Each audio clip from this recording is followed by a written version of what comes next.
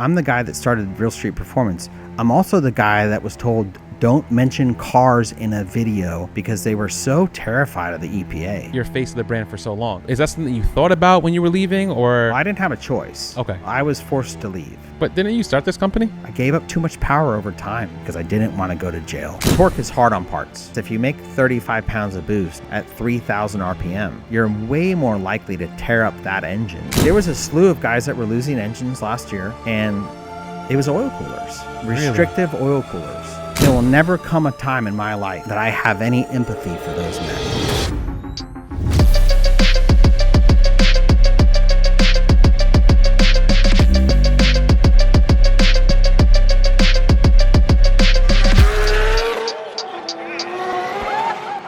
Welcome back to another episode of the Street Alpha Podcast. I'm your host, Tukes, and we have Jay from Real Street, right? But he's not from Real Street anymore. We have Jay from RS Garage now, right? And it's kind of weird for you guys to hear that. Yeah. But Jay is obviously went on to his own venture, and now he started his own company, RS Garage. We're going to talk about why he started RS Garage and why he's no longer at Real Street. Of course, most of you guys probably want to know, and most of you guys probably think that, or a lot of you guys probably think that he's still there because of all the content over the years and so on. Yeah. But it seems like you're more content, happy. Some of that could just be growing up. Okay. Yeah, because if you look at the early content, was so weird to me that in the comments there was one guy that said like it looks like you're holding a gun to his head to get him on camera, and I remember, being on camera is weird because right. you know whatever image you have of yourself, kind of like putting that in front of the world, like if you're not a boastful person, it's pretty odd. Like my buddy Jim Braun, we put him on camera once and he melted. And most of the times, like when you're on camera the first time, like it's like you're melting. It's just I don't know. At least for me, it was weird. So I took a little time to get used to it. And then what I do now is what I want to do. Right. It's not. I don't have to juggle a few different people's perspectives on the content, and it's just my aim, which maybe I'm right or maybe I'm wrong. I'll figure it out, but I can be authentic. Yeah. Whereas before there was a lot of stuff that with branding and whatnot, you really had to be careful. Yeah. But it was really great training. I give it that. Yeah. I've had some really great training, like on the job training. Right. Yeah. You seem a lot more comfortable also with the content you're doing. And we did an engine build video. Yep. And you were just flowing, Yeah. This is the best my life's ever been. And I realized that it's up to me to make it that because I don't have a ton of time. Most of my time is behind me. I'm coming up on 50 and like it's aging, but if you're playing with it, it could be fun. So I'm just trying to learn to play with it. That's cool. That's good to hear. Yeah. Well, all right. We have to give you a proper introduction. I know I probably threw you off with the Real Street thing. You were like, wait. Yeah. No, wait. But we'll talk about that, of course. We good. just had to obviously relate to the viewers because most of the people know you from Real Street. So it's cool to see you doing your own thing. So before we start, let's give a proper introduction to the legend, Jay of RS Garage. Thank you. Thank you for doing this. I know you said you waited over a year to make this happen. I was waiting patiently because I knew it would be worth it. We spoke at FL2K last year, and you had did another podcast at the time, and you pretty much were like, I want to wait to do your podcast because there's things that are working in the background for the people to know about. So I appreciate that, man. Yeah. I really appreciate that. Best case scenario, we'll cover some topics today that I don't have to come back to. I had to wait. I had to wait to get a lot of stuff sorted. Yeah. And because the Real Street situation really kind of got gross at the end, I didn't want to come off and talk about it in a way that was really negative. Yeah. So I had to wait for them to make good on some things, and I had to wait to cool off. I mean, it's a lot to cool off from. Yeah. All those years. And I mean, it's good that you're patient. You don't want to say things out of anger, like you said. And sometimes it can just come across as unprofessional. Some people may seem like they may think that you're complaining about it or you're being a baby and so on. But I've been there, man. Trust me. It's just life. Yeah, it's just life. If you look at something in a very large block of time, like my life, from the time I started Real Street Performance to the time I left Real Street Performance, it's almost 18 years. Wow. So it's a big thing to try to package up. Yeah. And I wanted to at least in the public's eye, look at that situation with as much patience as possible. Yeah. Because if you caught me about it when it first happened, I was really hurt. And I wanted to be able to process that and be able to look at it through a adult perspective. Right. Yeah, I'm curious to know exactly what happened, but we'll get into that in a little bit. Yeah. So I don't really know you personally on a personal level. I just moved to Florida, getting familiar with a lot of shops out here. So I'm pretty sure if you were in Florida, if you guys are into performance or you guys are building cars, especially Supras, you guys have ran into Jay if you guys went to Real Street back in the day. Yep. Or just been a local to Florida. So for me, I don't really know too much about you personally. Yep. But from watching those videos back then, I've seen a couple of the builds that you did with some employees and things like that back then. And you were talking briefly about your background and how you got into cars and how your dad pretty much is, I would say, primarily the reason how you started into working on cars and trucks at the time. He had a small business. So they were doing tree trimming and removal. Okay. And my younger brother has still held on to that company to this day. It's actually a tree company. It's 100+ employee company. I mean, they really have grown a monster of a company. But in the early days, my dad, we had limited resources. Okay. So you overworked a lot of your equipment.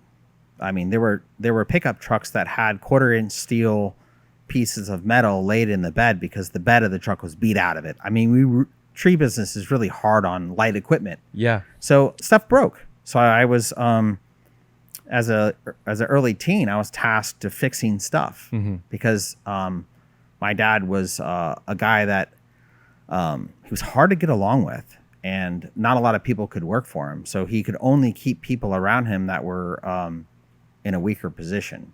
There was not a guy that was stronger at the tree service than him. He was the head honcho. Right. So he looked at me and I was like, well, you're the repair guy now, So I just got to be the repair guy, which looking back really got me into some pretty fun situations of way in over my head, but not knowing it and it working out well. Yeah. Yeah. Like put a rod in that truck because it got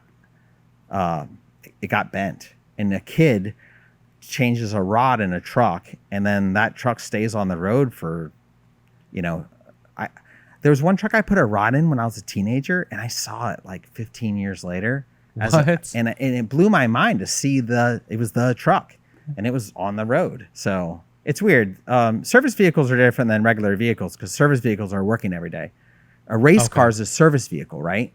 So when we were watching it being raced, it's entertainment. Right. Well, work trucks are like the total opposite. Like work trucks are just doing work. They're overworked a lot. Right. Yeah. Right.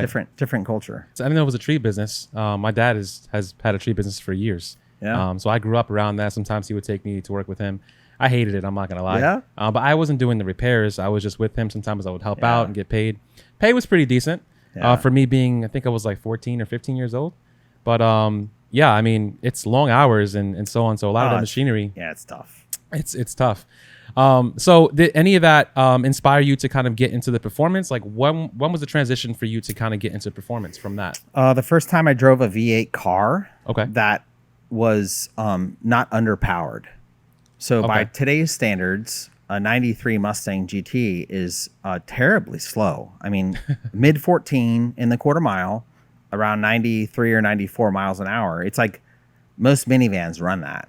But if you go back into the 90s, that's how things were. So when you drive big, heavy equipment, it's slow.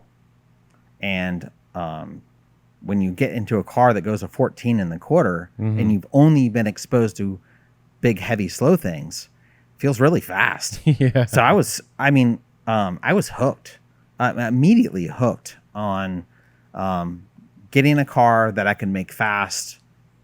And it just happened to be a Mustang because the Mustang was lighter than the Camaro at the time. What year was this around? 95, 96. Okay, that's a great year, right? Yeah. At that time, in the 90s, right? There's these iconic cars in the 90s, in the 90s, right? So funny. I'm a 90s baby too. I'm 91 actually. So, at that time, there's all these iconic JDM cars that were coming out, or imports, I should say, and you were interested, it seems like, in domestic stuff, right? Yes. So obviously you're known for the Supras.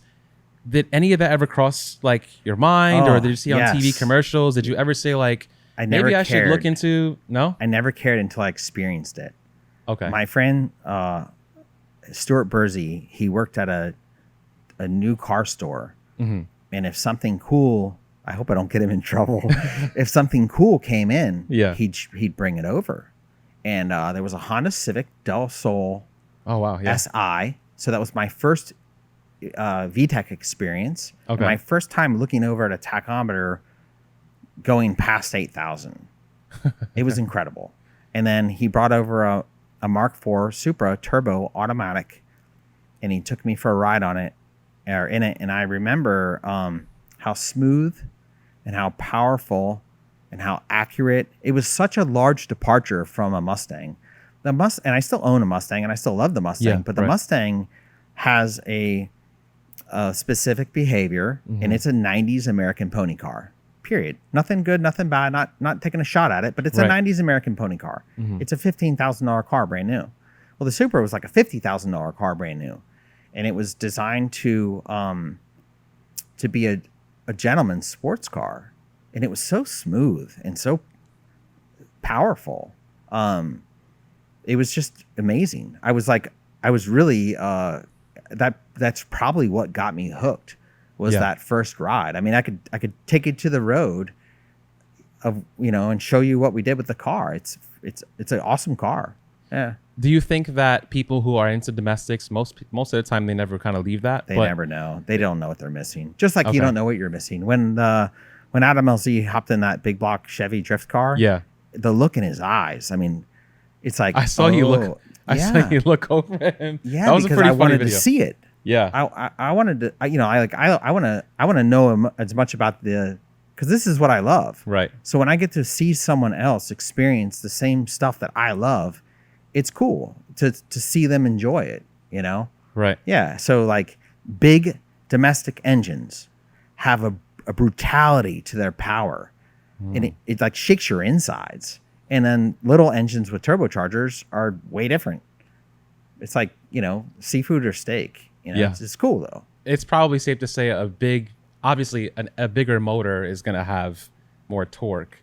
Yep. Does that translate to how you feel in the car, power for power? So like if you have 1,000 horsepower big block and you have a 1,000 horsepower Supra, what would feel? Fortunately for me, I still own examples, right? So I have a 93 Mustang that makes 600 to the tire. Okay. And it's mini tubs. It's got 3 15s on the back, a lot of rubber.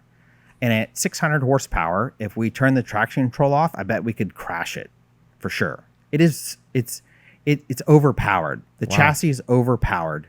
And we're not drag racing it. We're just driving it on the street. We're having a good time. We're going to get coffee. It's an enjoyable road car, and it's overpowered. And then the Supra at 600 horsepower is like, meh. But the Supra at 900 or 1,000 horsepower on the same road with a very similar tire is an absolute party. It accelerates well. It rides the tires a little bit to let you know that they're slipping, right? But it's completely controllable.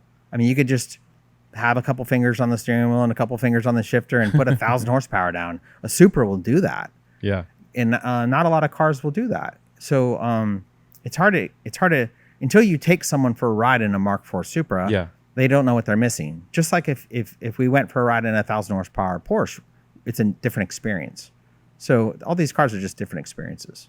Would you be able to tell, based off of like, let's say a dyno graph, how that car would feel? if you're in it. Oh yeah. Okay. Yeah. The doesn't mean it doesn't mean that you know it because you read about it, right? Or you watched a video, or you watched it in person. Mm-hmm. You don't know it until you get to experience that particular vehicle. It's like all these dudes that are hooked on Instagram models are wasting their time because they're never going to know what that thing runs like. You know what I mean? Like you want to you want to experience life in real life. Yeah. So yeah, I could see the character of the engine, but I'd still want to drive it. Right. Yeah. Experience. I've always wondered that because I'm learning more about like looking at graphs and so on. And people who are around it all the time, they're able to tell like how the car responds, and it's almost like they know how the car feels before even driving it, just by looking at that stuff. There's probably some benchmarks. If you're going to go through a lot of dyno sheets and you want to, you're accepting that turbo lag is a real thing. Because if you're not accepting turbo lag is a real thing, you got to be a blower guy.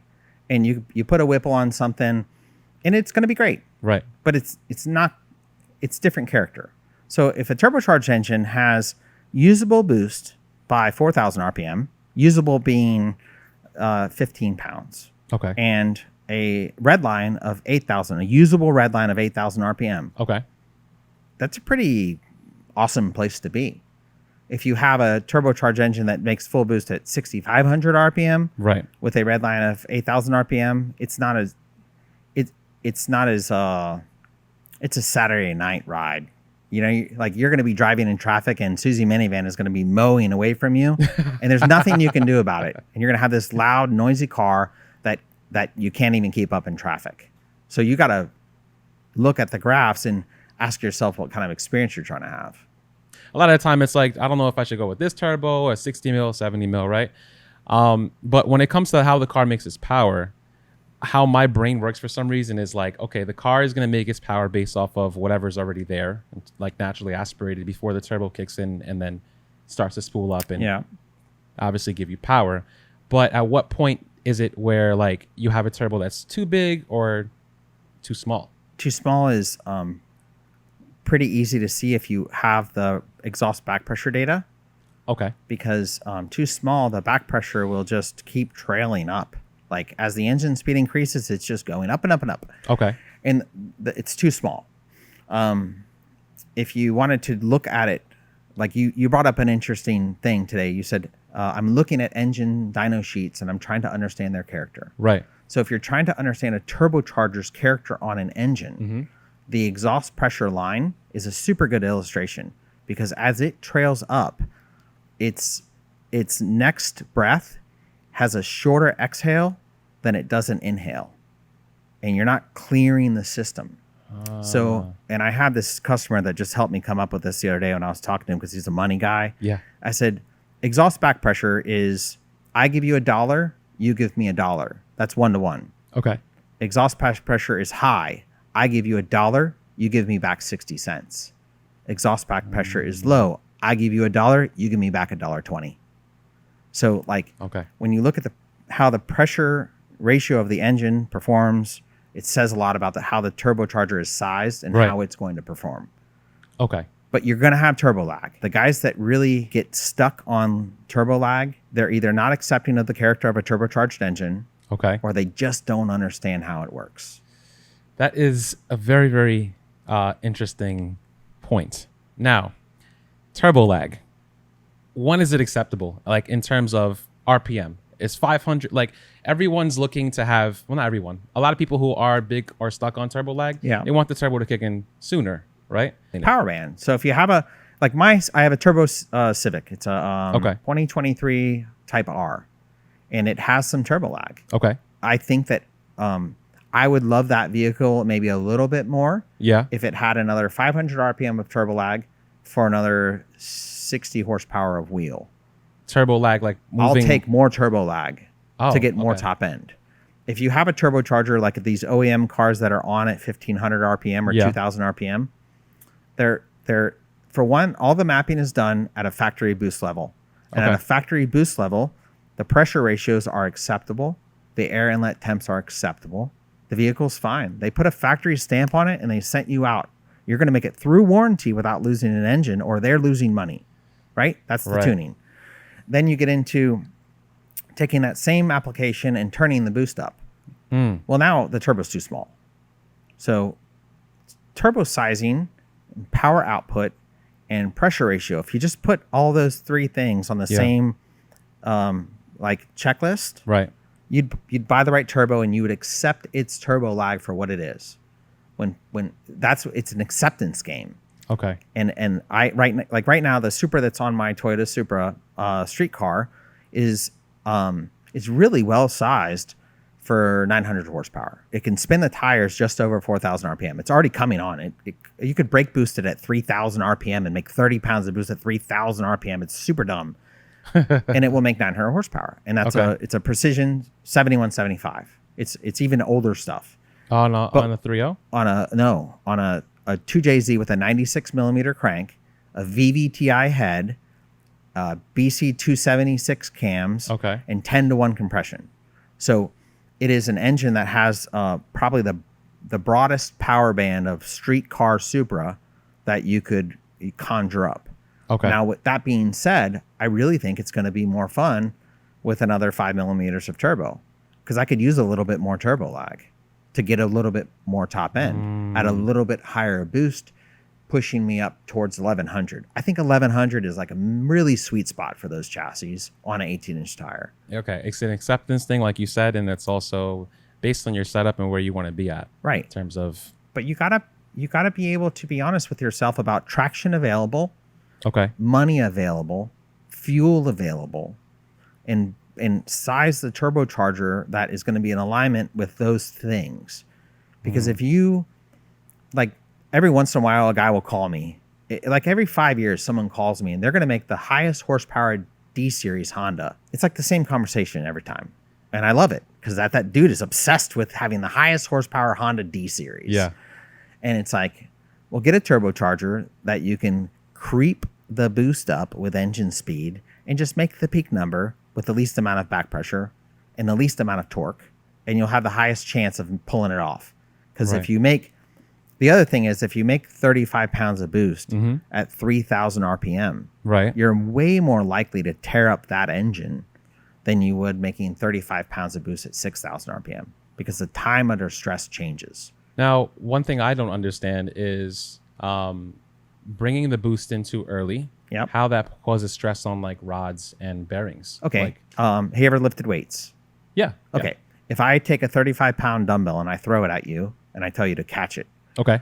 The way that your body has to absorb that weight, the time and speed and stress of slowing it all down is going to be higher on the body than if you were able to pick it up and curl it at your own pace. It's like nitrous. Think about it like, try to visualize like cylinder pressure. Yeah. Nitrous makes a lot of cylinder pressure really fast. Right. Goes boom inside the cylinder. So you have this whip up of cylinder pressure, and then it decays over crank rotation.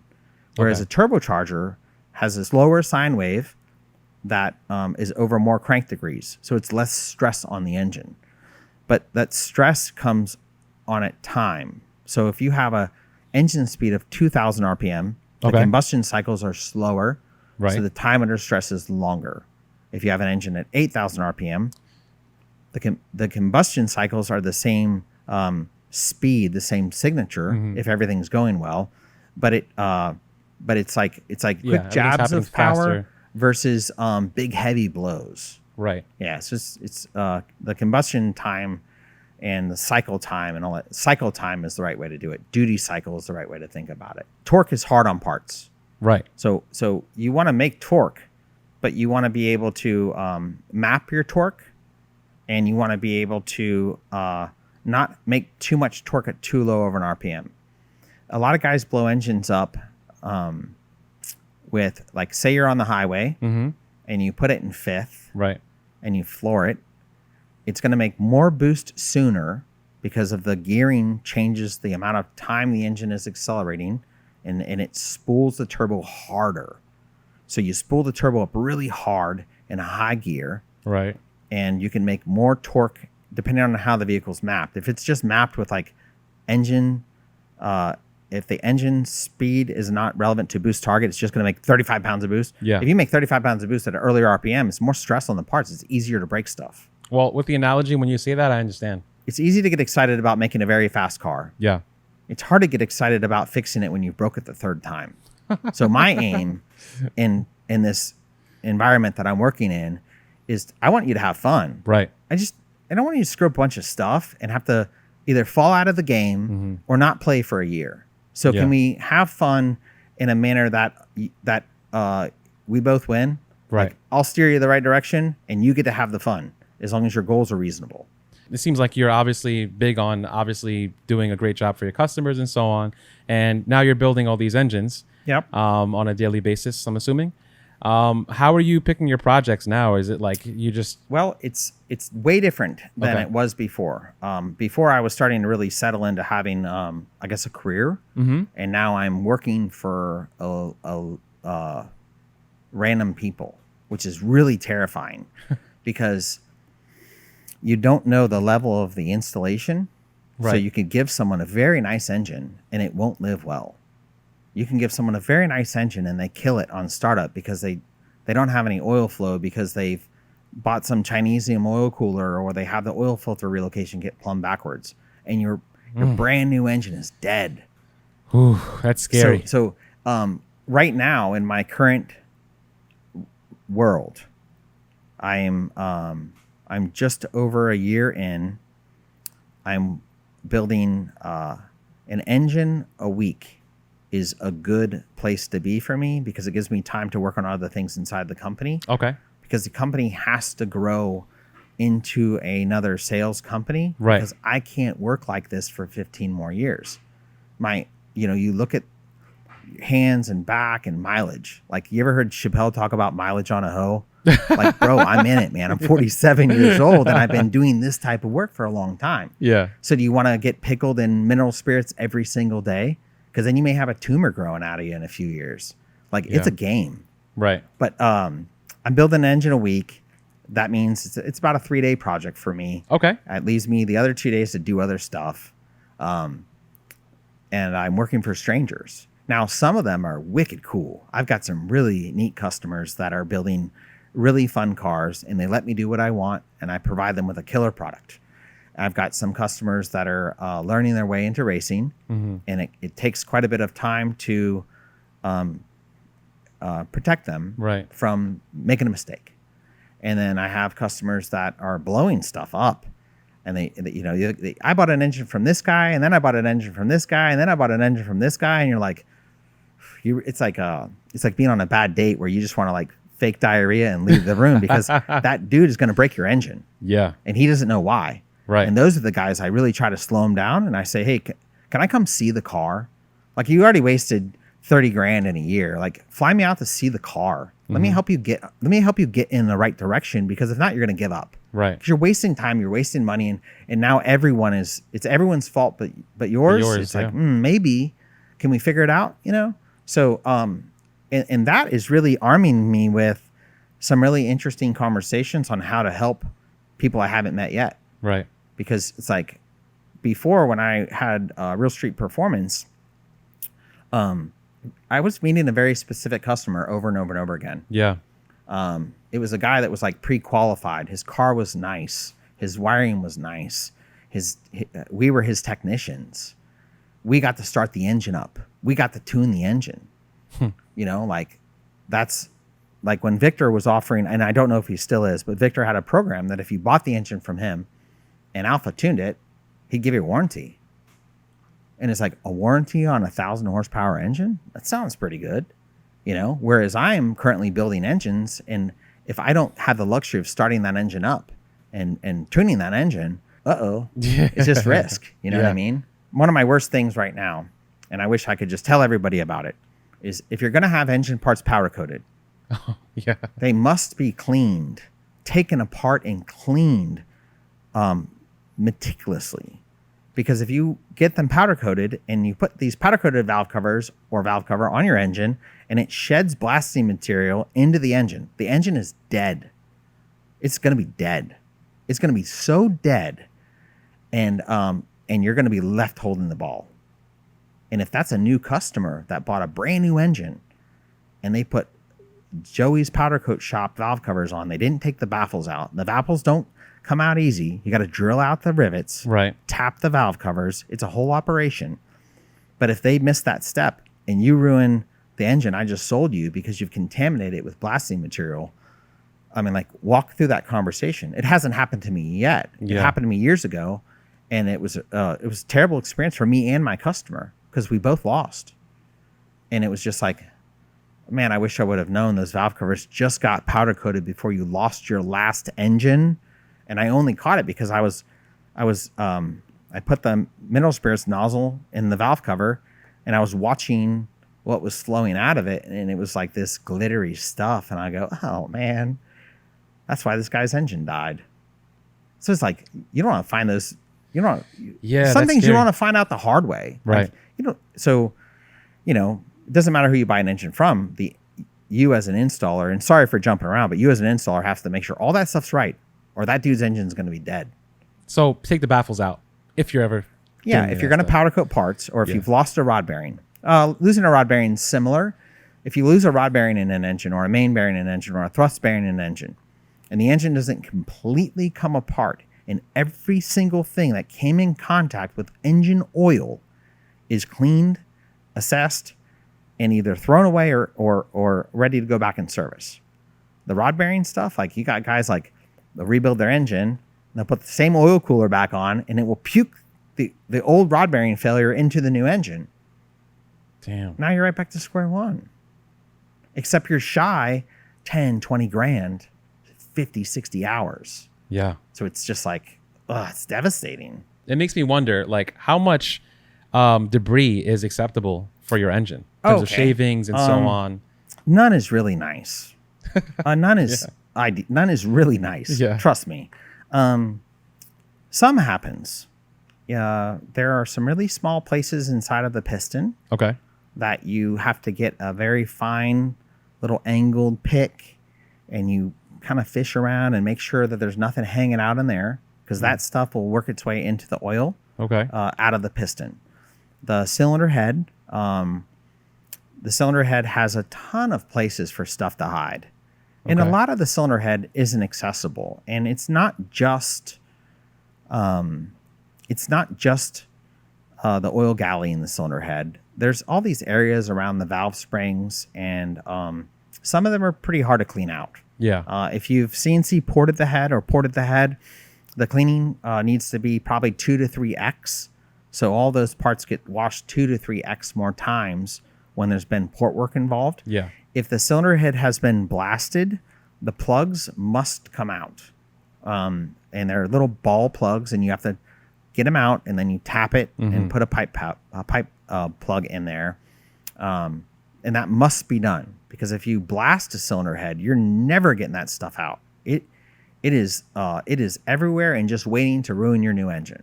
Right. So you have to take a blasted cylinder head is a bit of a different procedure, and these things add cost. Right. So if you are pricing Joey's cylinder head shop versus someone that's doing soda blasting or vapor honing makes the old cylinder head look gorgeous again. Mm-hmm. The costs are going to be way different, because you have hours in cleaning, like right off the hit. Hours of cleaning take place, and the risk of failure goes up because the media is induced into the job. Right. When it comes to, let's say, if you have a motor that's already assembled, now you already pretty much have everything on the car. You have your filter on, you have all the lines done. Pretty much everything is assembled as far as fittings, lines, and hoses, catch can, and so on. At that point, what is acceptable in terms of debris? You're going to have some things that obviously get into the system, but I mean, what are you looking for?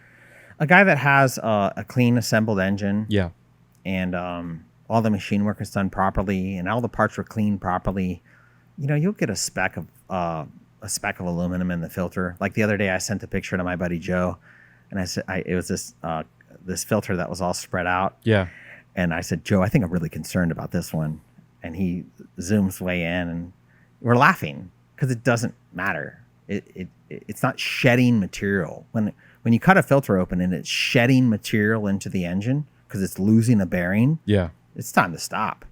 And if you've screwed a piston up, the oil gets dark pretty quick, because your combustion is getting into the oil, right. Like pinch a ring or butt a ring, things like that. So, if you had a good handle on tuning and you were using the right fuel for your power output and you were monitoring and not overheating the components through temperature runaway, you'd check the oil in your car and you'd say like, engine's pretty good. Yeah. Like when someone says to me like, hey, I think I have an engine problem, it's like, send me a picture of the dipstick, like let's start there, because that's a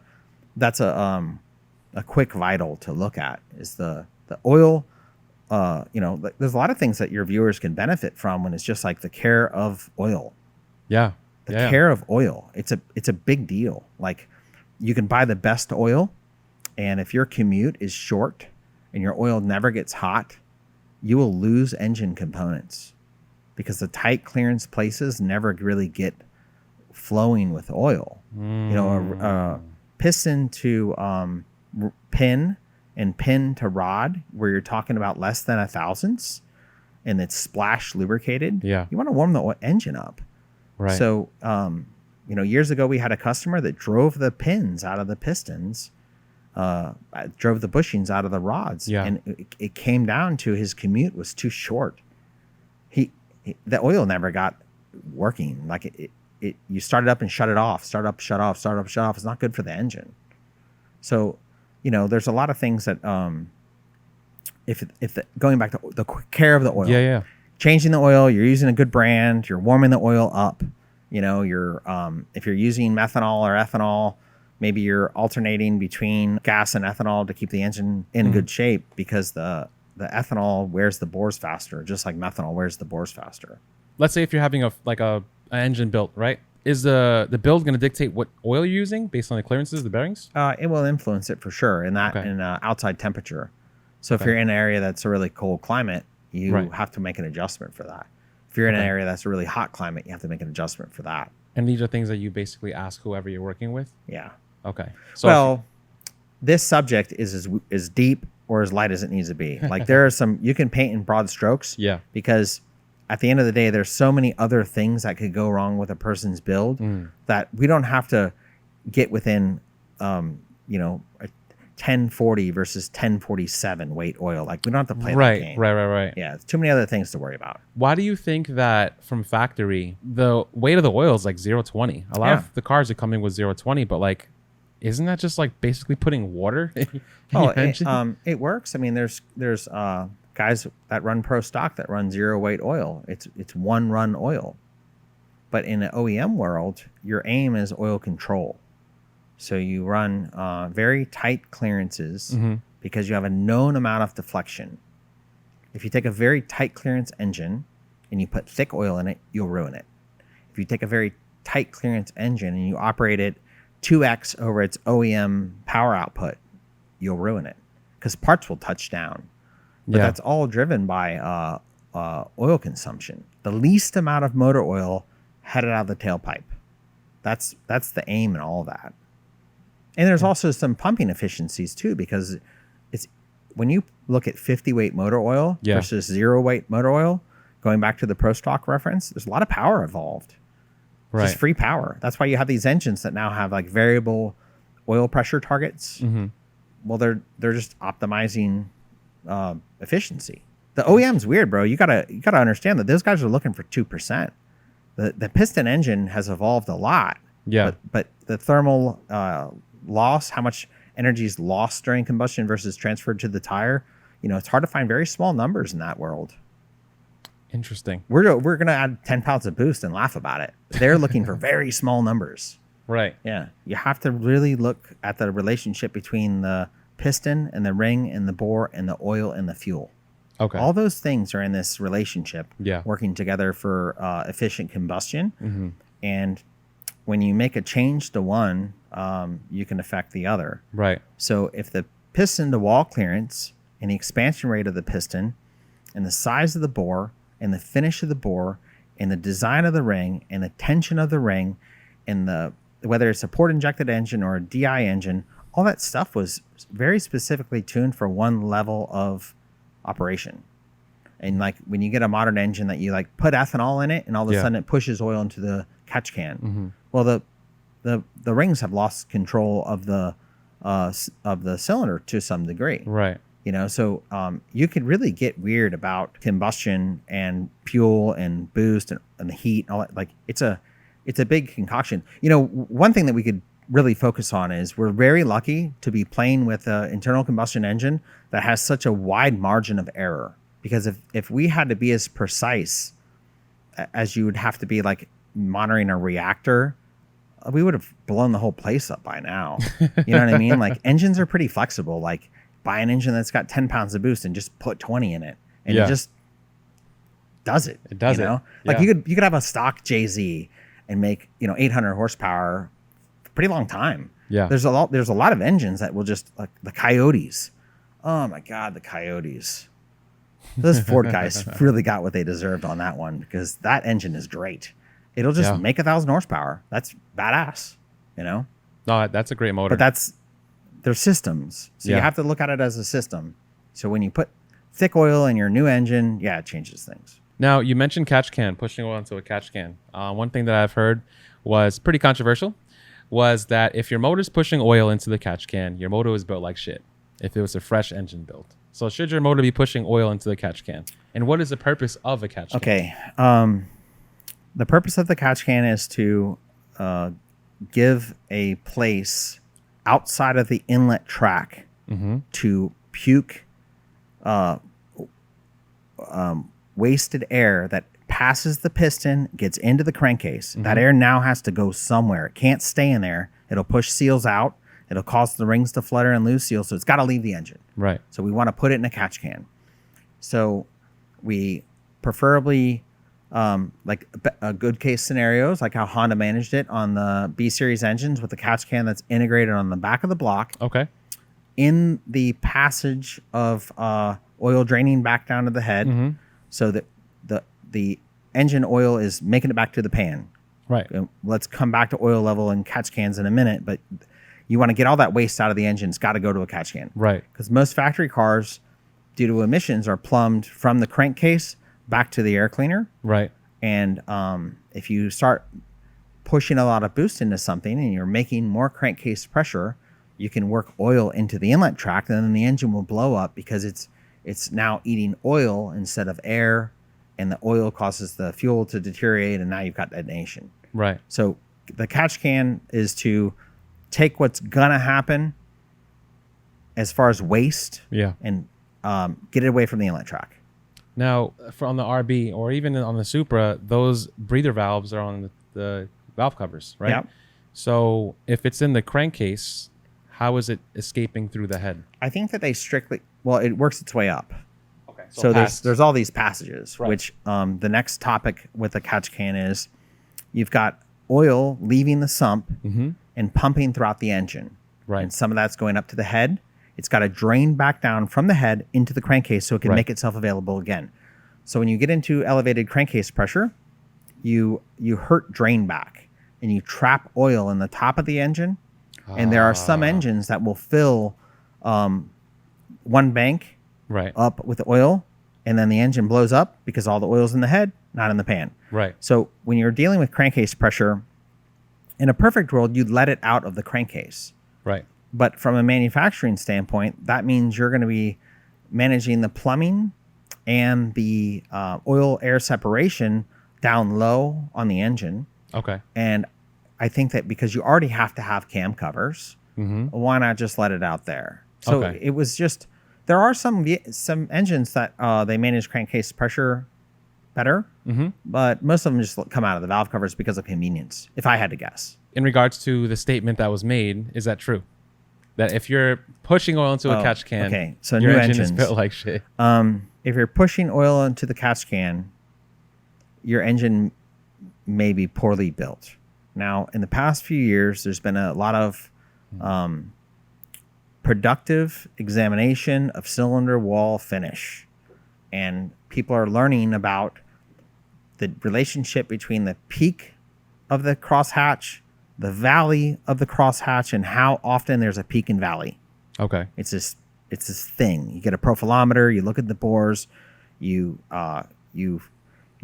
accept that rings have become really hard. You're dealing with steel rings where the cylinder wall is going to give up first. So you have to prepare the cylinder wall in a way that it can lubricate parts, seal the rings, and last a good amount of time while you're probably using an alcohol-based fuel, which is working against you. Right. So if you get it wrong, the engine will pump oil out of it, and it sucks. I worked on an engine a few weeks ago, and I told the men how I felt, and I told them what I thought I saw, and I said, hey, I'll go make some runs on the dyno, and I'm going to come back and see you. And it pumped a couple quarts of oil out of it. Damn. And I said, okay, I think we should stop and reevaluate what we're doing. And that gives you a very slippery slope into the discussion of engine break-in and how was the engine started. Right. Because if I send you an engine and it's you and your buddy and you think your buddy knows and you trust him because he's your buddy, and he got lucky once. He's no expert. The guy just got lucky. His new engine worked out, and now he's an authority. Right. Well, if you guys screw up the first start, and you're cranking it and cranking it and cranking it and cranking it and cranking it, and then it fires off, and the map sensor is unplugged, and now it's rich, and you guys are so excited it's running. You're like high fives and this and that. Watch the water temp. You know what I mean? Somebody's got a cool. Everyone's intense. Everyone's like jogging around this new engine, right? And people are overlooking some things that could really hurt the cylinder wall finish. Okay. So when you start a new engine up, you want to get the engine fired up quickly. You want to get the oil pressure verified inside of probably 5 to 7 seconds. And it's a long 5 to 7 seconds. 5 to 7 seconds. So you're just waiting. And during that period of time, goopy, sticky assembly lube is covering for you. It's okay. Right. Everything's covered in assembly lube. It's the purpose of it. As soon as oil pressure hits, because keep in mind, not all engines will prime during cranking. If you have an engine that will prime during cranking, you take the spark plugs out, you unplug the injectors, and you crank the engine and just let it freewheel until it primes. And then you put your spark plugs in, plug your injectors in, fire the engine off. Some engines won't prime during cranking. Right. So you got to fire them up. There's in the old school, there's engines that you just like prime the oil pump with a drill. Yeah. That's great. Yeah. But when you got into crank-driven oil pumps, you lose a lot of that. Right. So you get the engine fired up. As soon as you have oil pressure, you raise engine speed. You want to get it up 1,500, 2,000 RPM, get oil splashing around inside the engine, and then start to monitor for leaks and watch the temperatures and all this. Then start your high fives. Right. But your mixture isn't too rich.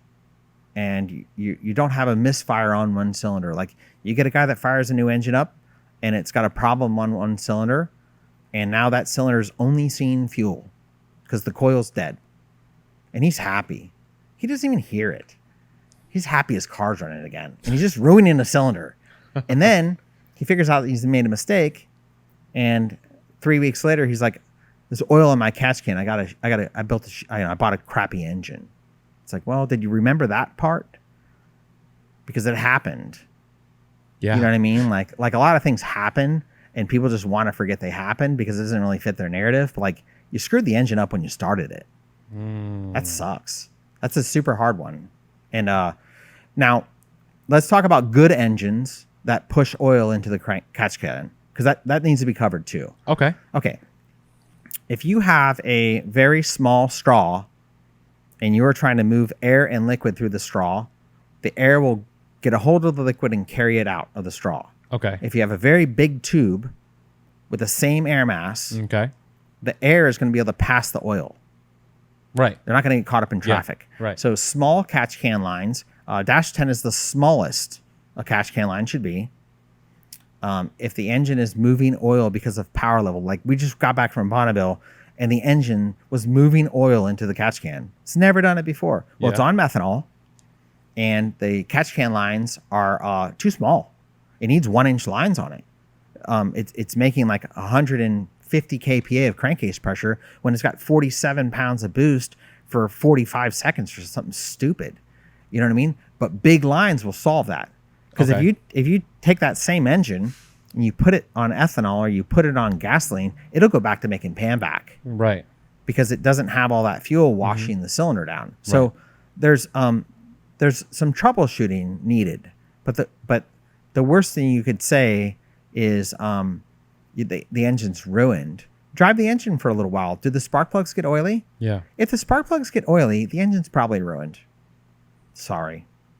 If the spark plugs are dry and you're pushing oil into a catch can, can we evaluate the catch cans, the system that you're trying to use, the power level you're trying to make, and let's just fix it. Right. Yeah. And we're like working on some billet valve covers with JTO, and we're going to have billet valve covers that have actual OEM level baffling. Oh, wow. So you can have a billet valve cover that you don't have to push oil with, because it's a thing, like what's the valve cover design? If you have a car that, and man, I tell you, it happens. People have 2JZ and everything's fine, and they change the valve covers, and now their engine's pushing oil into the catch can, and they just don't look at the valve covers. It's like, put the stock valve covers back on it, dude. Yeah. Like it was working before. Like, let's remember the changes we make so we know where to go back if we get lost. So it's really not technically there to just catch a bunch of oil or as a different passageway for oil to travel. It's more just for ventilation, it seems like. And then oil... It's also a reservoir. It's a venting reservoir. It's really easy to, or some people may think that a catch can is there to just catch oil. But like you said, after clearing it up, oil is an indicator that your crankcase ventilation is probably high. Yeah. Okay. Your catch can on ethanol, like I have a catch can on my Supra, it never gets oil in it. Okay. It never, ever, ever, ever, ever gets oil in it. I think one time the guys at the shop overfilled the engine, and I got on the dyno and it got oil in the catch can, and I'm like, that's too much oil in the engine. You know what I mean? Yeah. Like it's catch cans, especially if you're boosted, because again, you don't want to be putting all of that it's dirty air. Yeah. Do not put the dirty air into the inlet track of the engine, because the engine's going to get hurt from it. You want clean air. So venting a catch can is probably going to help a lot more with ventilation as well then. Yeah, you want it to free flow. Yeah. Yeah. When pressure is present in the crankcase, it's costing the engine power or worse. Okay. At a minimum, it costs the engine power. I mean, if you read about PanVac, there's some people that have experiences that they've aligned with high PanVac situations and are not willing to let it go. And then there's a bunch of people that they know PanVac is power. So if you have an engine that will pull 20 inches of PanVac throughout the rev range of the engine, that engine's going to make more power than if it made 10 inches of PanVac, or if it made 0 inches of PanVac, or if it made 3 psi of crankcase pressure. The power will continue to increase because the ring relationship gets better. And with high levels of PanVac, you can have pretty thin rings that still seal really well. Okay. There's a ton of stuff. Yeah. But at a minimum, you don't want crankcase pressure. And at a minimum, you don't want dirty air from the crankcase going back into the inlet side of the engine. Now, I wanted to ask you this because it's a common thing. A lot of people have had this topic spoken about in other podcasts. I've spoken about it several times in the past, but I figured I'd ask you because you're Jay, right? Now, how many miles should you put on your car after you build an engine? Okay. Should you put 500 miles? Because that's always, growing up, that was always a thing. 500 miles you should run your car until you actually can tune it. Okay. Super common question, and everyone's got their opinion. Right.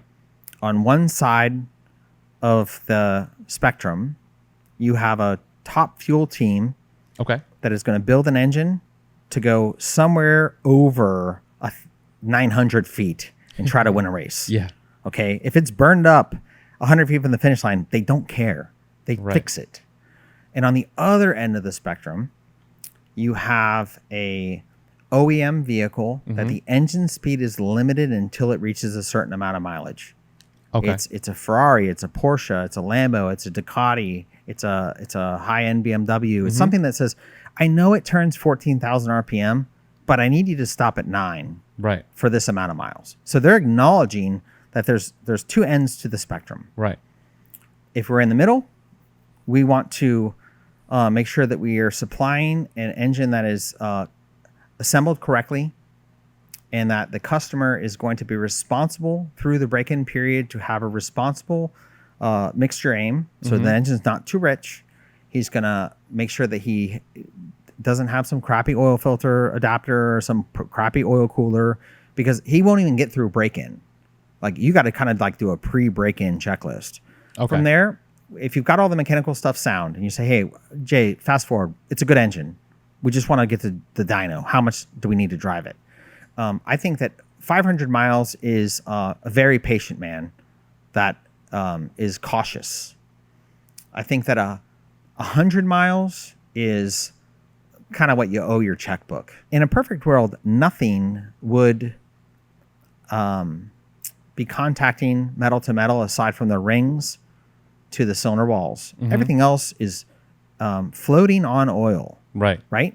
In a perfect world, that's everything has a hydrodynamic wedge, whether it be splash lubricated or pressurized, and nothing's touching. Well, let's say that we live in that world. We still have a certain amount of movement of the components as they go through their temperature ranges and through their stress levels. So when you look at the dance that engine components are doing with each other during operation, a familiarization period is not a bad idea, because those parts are going to get used to working together.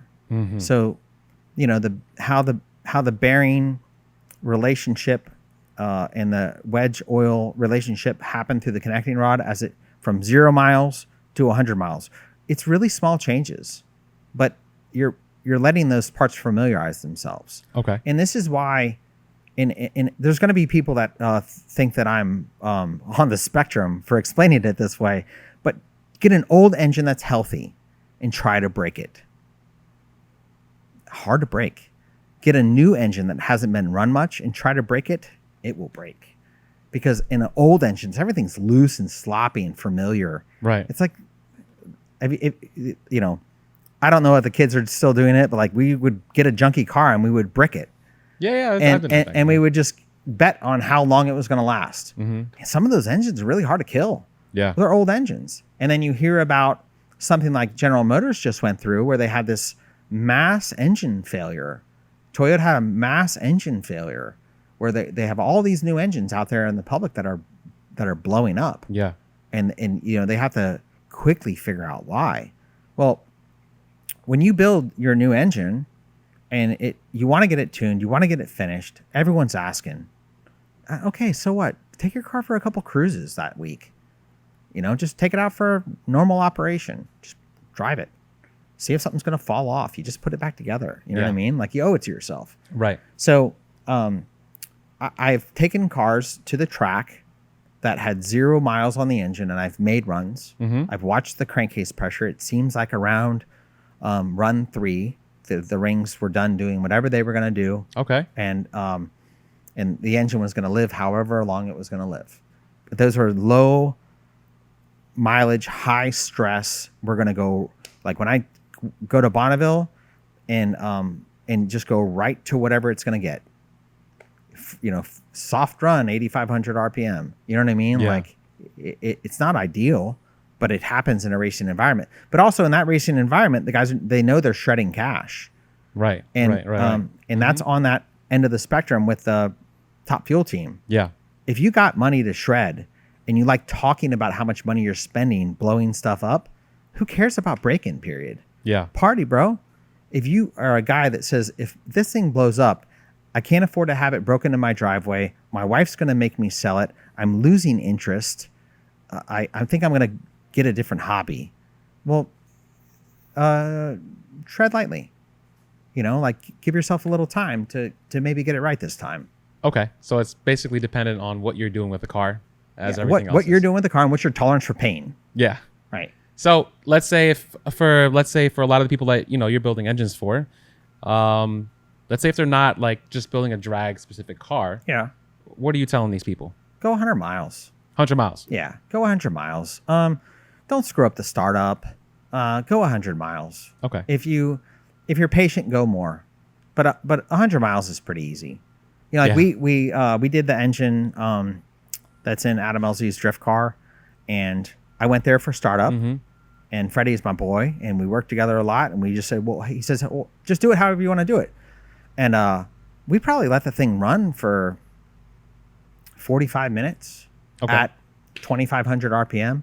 And I said, this is the only break-in it's going to get, man, because you guys are going to the track. Yeah. And it's performed really well because you have this relationship between the cylinder wall and the piston and the oil. And as the piston familiarizes itself with the bore in operation, you're dictating how the oil is going to work itself between the piston and the bore in operation. Like, shit changes shape. Yeah. You know, like your pin clearance isn't the same after the first pass of the track. You know, so you like just let it find itself. Right. Yeah. Should that be stop and go traffic? Nah, if you're idle's bad. Idle's bad. Idle, there's not enough oil moving around. All of your components that are splash lubricated are not happy at idle.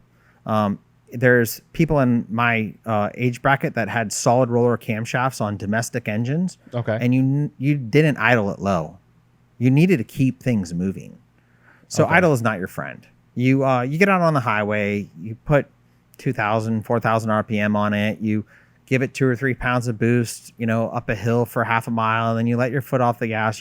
You're running the engine in. You're doing all the things you're going to do to it. Right. You're just being gentle. That's a really common question too. Should it be highway miles or stop and go? Idle's not your friend. There's a lot of expensive engines in this world that have engine idle time counters. Because mileage is one wear set. Idle time is a different wear set. So there's a lot of engines that have idle time counters. Because if an engine has 10,000 hours on it and it has 6,000 hours of idle time, it's a much different engine than an engine that has 800 miles of idle time on it and the rest service. And heavy equipment stuff, they monitor idle time quite a bit. And a lot of that has to do with, I guess, like you said, oil splashing. Splash lubrication.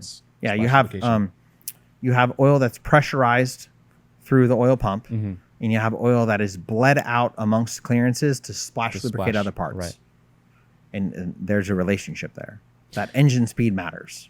Oil coolers. Yep. Now, some people, depending on the platform, may run 1 or 2. Now, is it bad to have 2 oil coolers? Or should you even run 2 oil coolers? Or is that also something that's based on the application? What are you doing with the engine that you need 2 oil coolers? So you don't even buy an oil cooler if you don't have a temperature problem. Because at a minimum, if you don't have a temperature problem and you buy an oil cooler, there's like 8 fittings, a sandwich adapter. There's all this stuff that's like potential leaks. Yeah. And not all of these kits are created equal. Right. You can buy a kit. Like there was a slew of guys that were losing engines last year. And I was so lucky to not be one of them. And it was oil coolers. Restrictive oil coolers. And when you're an engine builder, and there's a lot of good engine builders, if you just look at 2JZ, in no order, you have myself, you have the guys at FFRE, you have Brian Roach, you have Don Summerlin, you have Mason Engine Supply out on the West Coast, you have Mazworks, you have these guys that build good engines. Yeah. There's a lot of guys that can build your really killer 2JZ. So when all these guys started having the same problems, we're like talking amongst each other like it's like someone's walking through the ward and unplugging the patients, and people are dying and no one knows that it's just the janitor unplugging stuff. Yeah. Because he's just sweeping around. Like there's an oil cooler problem, guys. And it sucked. I mean, imagine losing thousands and thousands of dollars because your customer decided he wanted an oil cooler. Yeah. Or worse, you tell your customer, I know I did my job right. I don't know what you did, but your engine's dead and it's your problem. Let me help you not happen again. Well, that customer could then go on a rampage. Yeah. And now you can either decide to participate with the online mob or just say, whatever they're saying, it doesn't matter. I know why the engine failed. They're going to forget in 6 months because another drama is going to pop up. Right. Let's just not even engage. Right. You know, but like oil coolers will kill an engine. Remote oil filters are going to kill an engine. Like if I was going to sell a remote oil filter kit, I'd have it so the lines only go on one way. Now my customer can't screw up. Well, what was the issue with the oil cooler that was restrictive? Was there something in the line or? No, it's just it was not manufactured for the application.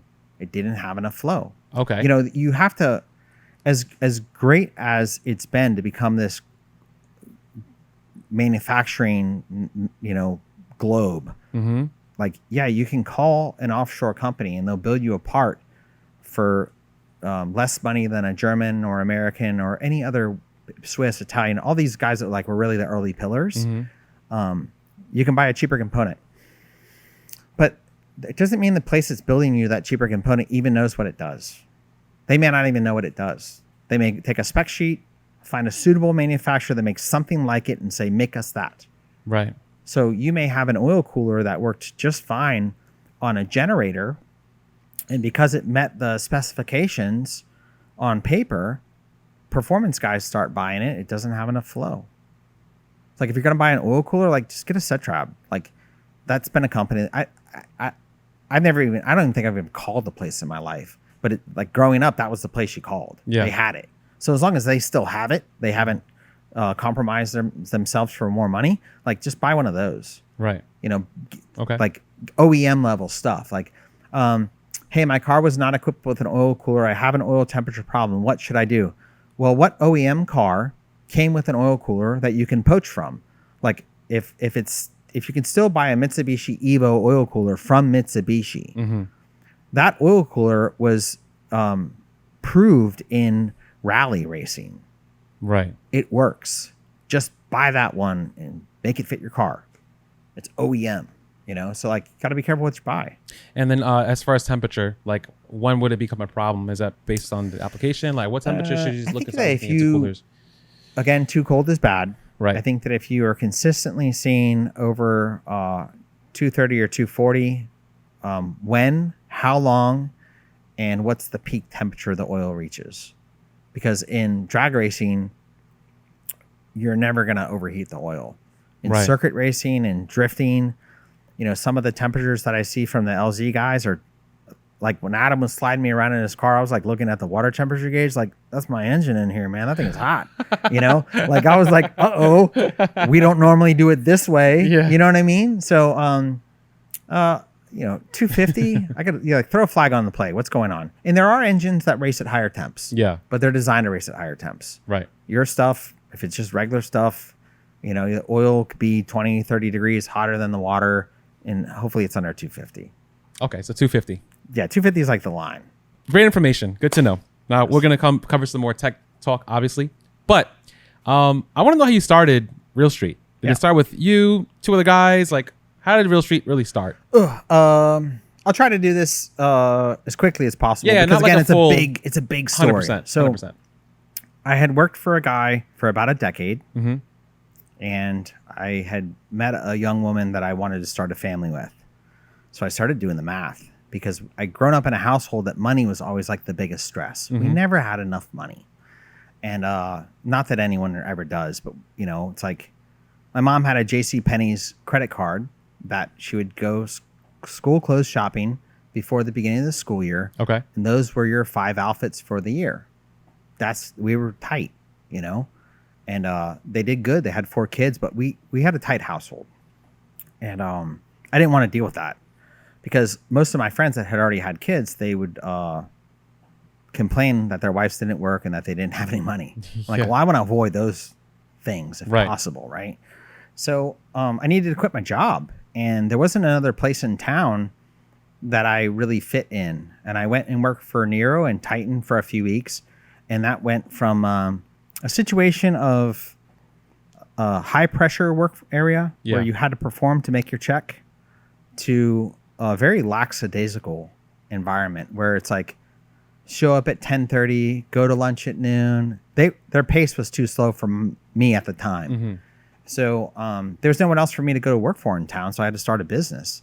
And the guy that I had been racing with just said, hey, I'll do it. And he filed all the paperwork, and his mother did the bookkeeping for like 6 months. And I was in business for myself. Yeah. Now, how did everyone else How did it grow? Yeah. Okay. So I wanted to work on stuff. There was a guy that had gotten fired from Titan. His name was Mark Conti. And he got fired for being himself. And I saw an opportunity in him. You know, I have this, probably one of my biggest single flaws is I can love someone for their potential, not for their character. And later on that bit me with him, but you know, it's whatever. Mm-hmm. But he wanted to sell parts. So he comes on, he's selling car parts, and he's selling car parts to Geo and Clay. Okay. Geo and Clay also have a business. Geo and Clay started to get behind with me, and I found out because Mark wasn't telling me what was happening with the numbers. And our bookkeeper ended up in, like, our accountant literally went to jail for like 5 years for screwing up at his job. So we had a nightmare when it came to the books. And there's a lot of learning in this process. But Geo and Clay fold up. Okay. They go out of business. They owe money. They don't have a move to make. Right. So they owed me like 40 grand at the time, which at the time was a lot of money. Yeah. And I didn't have any more money. I was going to be done. That was going to be my last month because I couldn't do it anymore. And we went out and had dinner at a ale house. And I'm like, well, kind of seems like we're all in the same problem right now. We're very different people. You have a hustler in Geo. You have an architect in Clay. You have a technician and automotive enthusiast in myself. And you have a banker in Mark. So very different personalities, but we all can offer the same thing, something. Right. So we went into business, and I wanted the accounting thing was such a nightmare that I wanted very simplified books. So I had them do TPS reports, and it was we joked about it because we'd all seen Office Space, and we'd say like TPS reports, you know, and Geo came to me like a couple weeks in, and he said, I figured out what went wrong at the other place, and it changed everything. And we started making money. And I remember the day that we made $500, and then there was a day that we made $2,000, and the place really went on a tear for about 10 or 12 years. It was on a tear, and we had incredible people and a high level of freedom and a relatively cool vibe. Yeah. You know, we had some really great guys come through that place, and some really great guys are still there. So it was pretty cool. The company started in what, 2006. Yeah. You ended up being there for how long? I think it was just shy of 18 years. 18 years. Which does make the Gold Digger song a completely different song for me now.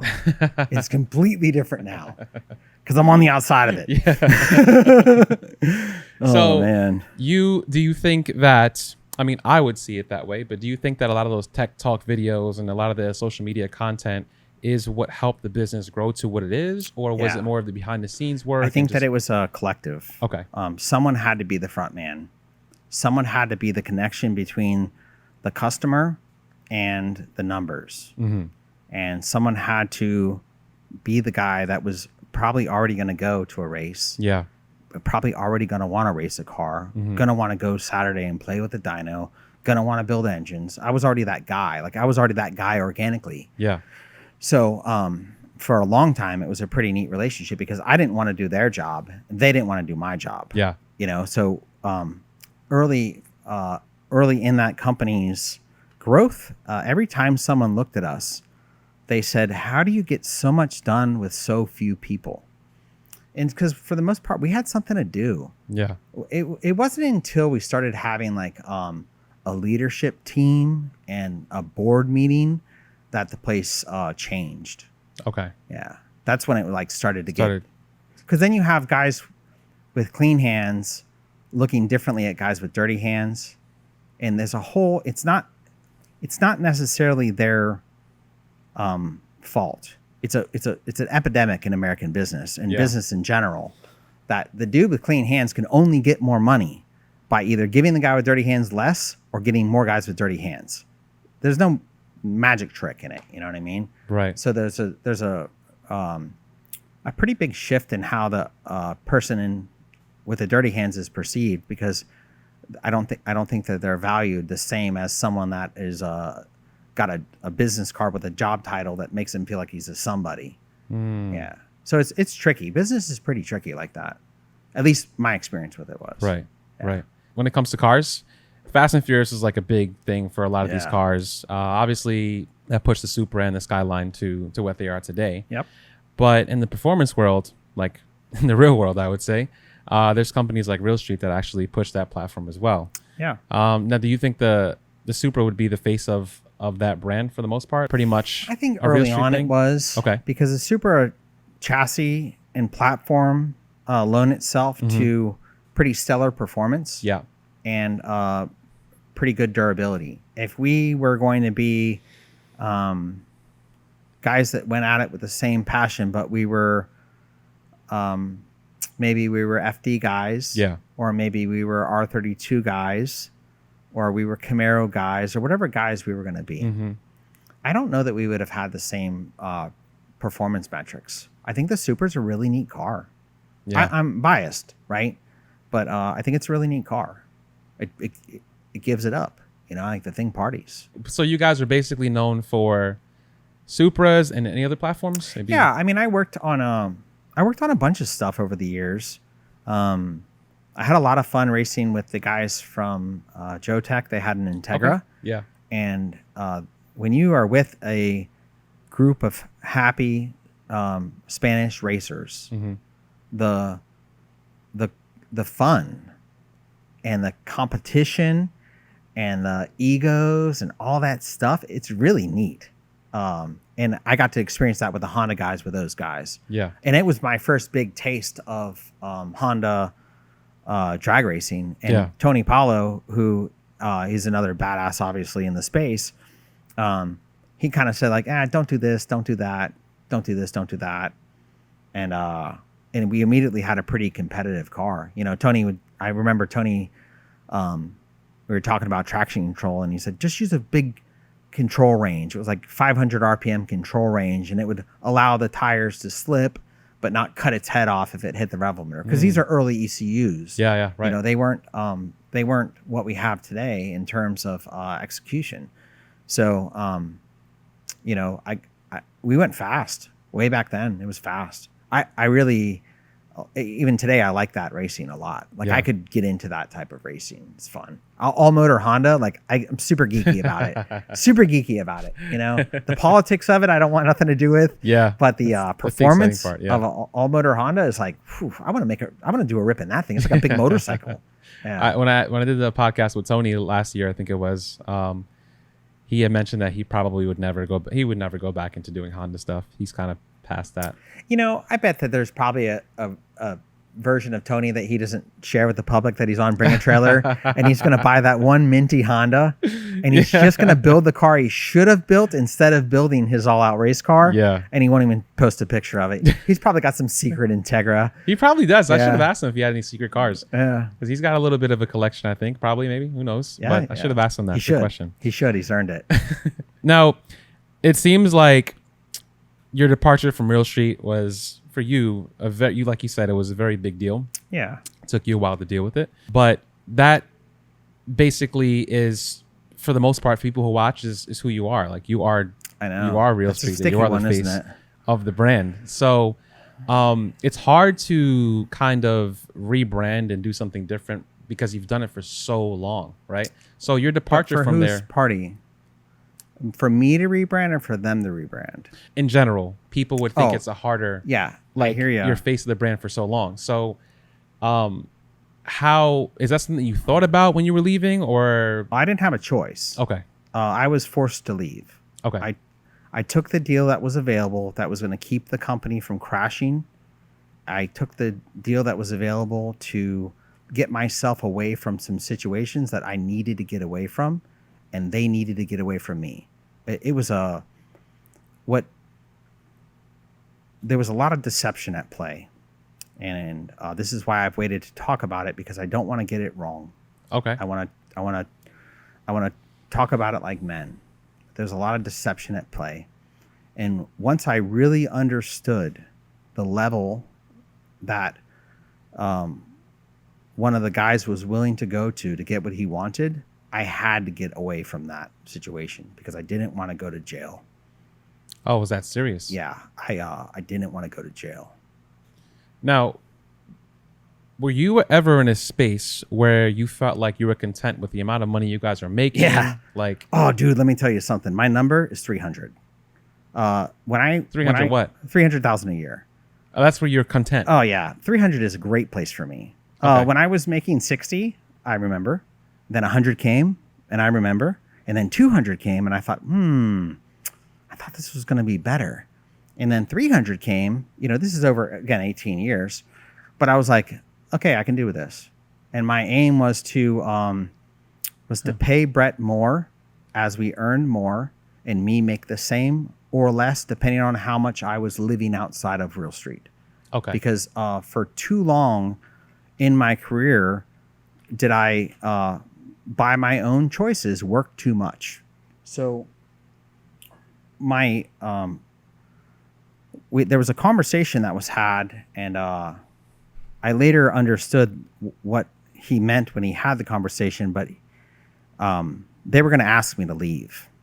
And I said, well, I'm 47. Why would I leave now? I want to be able to probably work another 5 or 6 years. And I want it to end so good that I can pop in any time, that I could still do media for the company, that I could still, I can go back to racing the car because now I'm on my own. Right. Could you imagine being like, yeah, dude, I'm the guy that started Real Street Performance.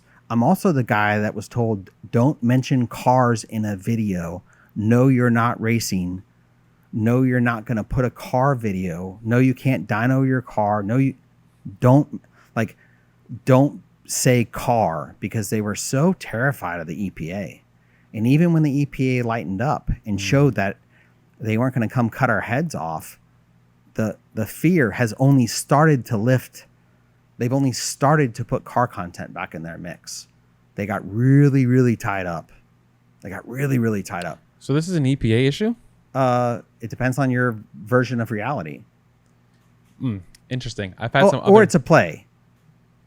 I mean, they could have used the EPA thing to help push me out, or the EPA thing could have been a play. I think that they had an actual fear of the EPA is my first guess, because we did get an attorney to try to protect us. So we were afraid of the EPA, and you should be afraid of the EPA. Is that still a thing now with the new laws and what you want to find out? On? Okay, because I heard that's not. I heard somebody told me. People talk. That's not even a thing anymore. It's like now it's not. Okay. But we only get a president for 4 or 8 years, and you don't know what the next guy's. I mean, I don't want to get into politics, but we have no idea how weird things will get for how long, and how great things will be for how long. There's cycles. Right. Cycles, right? Yeah, they're just cycles. The EPA. That's a very serious thing. It's affected other companies. I've done some podcasts in the past where we couldn't even speak about street racing because of that. And these are big companies. I'm not going to say names. But I've noticed that those companies who are having EPA issues, they kind of fall back a little bit on social media and stop posting. You're told kind of to, you ask a lawyer that you give $50,000 to. You say, hey, how do I stay out of trouble? And they say, get a different line of work. And, by the letter of the law, nothing is safe. The engine that I just used out at Bonneville in a car that was made in a garage, it was never a street car. The engine was a certified engine at one point. So if you want to weave through the law, it's still an offense. It's mega weird. Very broad strokes. But what they need to protect us from, and what they want to protect us from, and we should try to protect ourselves from, is just gross environmental disregard. Yeah. The diesel thing, it's come on, guys. There's, again, a spectrum, because you buy a modern diesel truck, and with all that equipment that's on it, it probably doesn't go 100,000 miles without problems. Right. Because the engine, going back to our catch can talk, the engine is breathing in its exhaust, and it clogs up the entire inlet track with crap, and the engine's junk.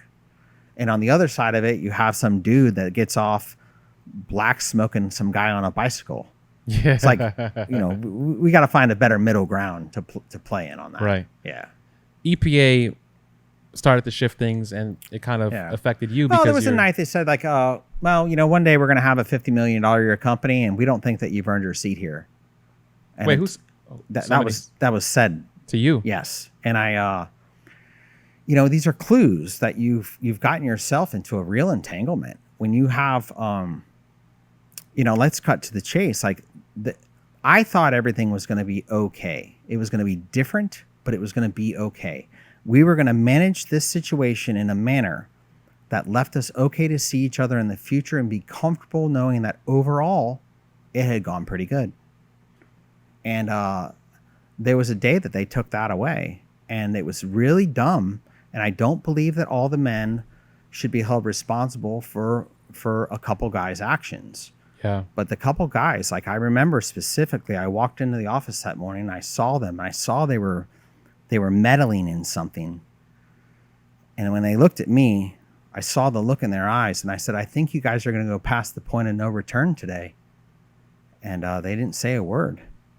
And I walked out of the room, and that day they said, you're going to sign this piece of paper, and if you don't, we're going to figure out how to screw you out of it.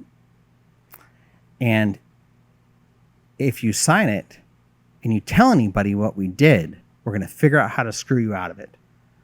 And I was like, Clay, the architect, should have been present for that conversation, because he may have seen that they were really wrapped up in a mess. I was their biggest problem, and they were going to solve it at any expense, because I wasn't going to get in line, because I was the dude that I was the same, and I'm not perfect, man. I make a lot of mistakes. I had a really bad temper for a really long time. And when I had my daughter, everything changed. I wish I would have had a child sooner. I think it would have leveled me right out. Mm-hmm. But I didn't, and here I am, But there were things got out of control. Why do you feel like they had so much animosity towards you? Was it because you weren't on board with them, or was it's personal. It's okay. It would take so long to go through it. Okay. It's personal, and I think that the character of each individual over time will show where it went wrong, because you can't hide that. You can make a great reputation for yourself, but you won't always be able to hide your character. And I think that there's some major character flaws over there. I think there's some really great characters, but there's some really bad ones, and there's some easily led ones, and I needed to get away from that.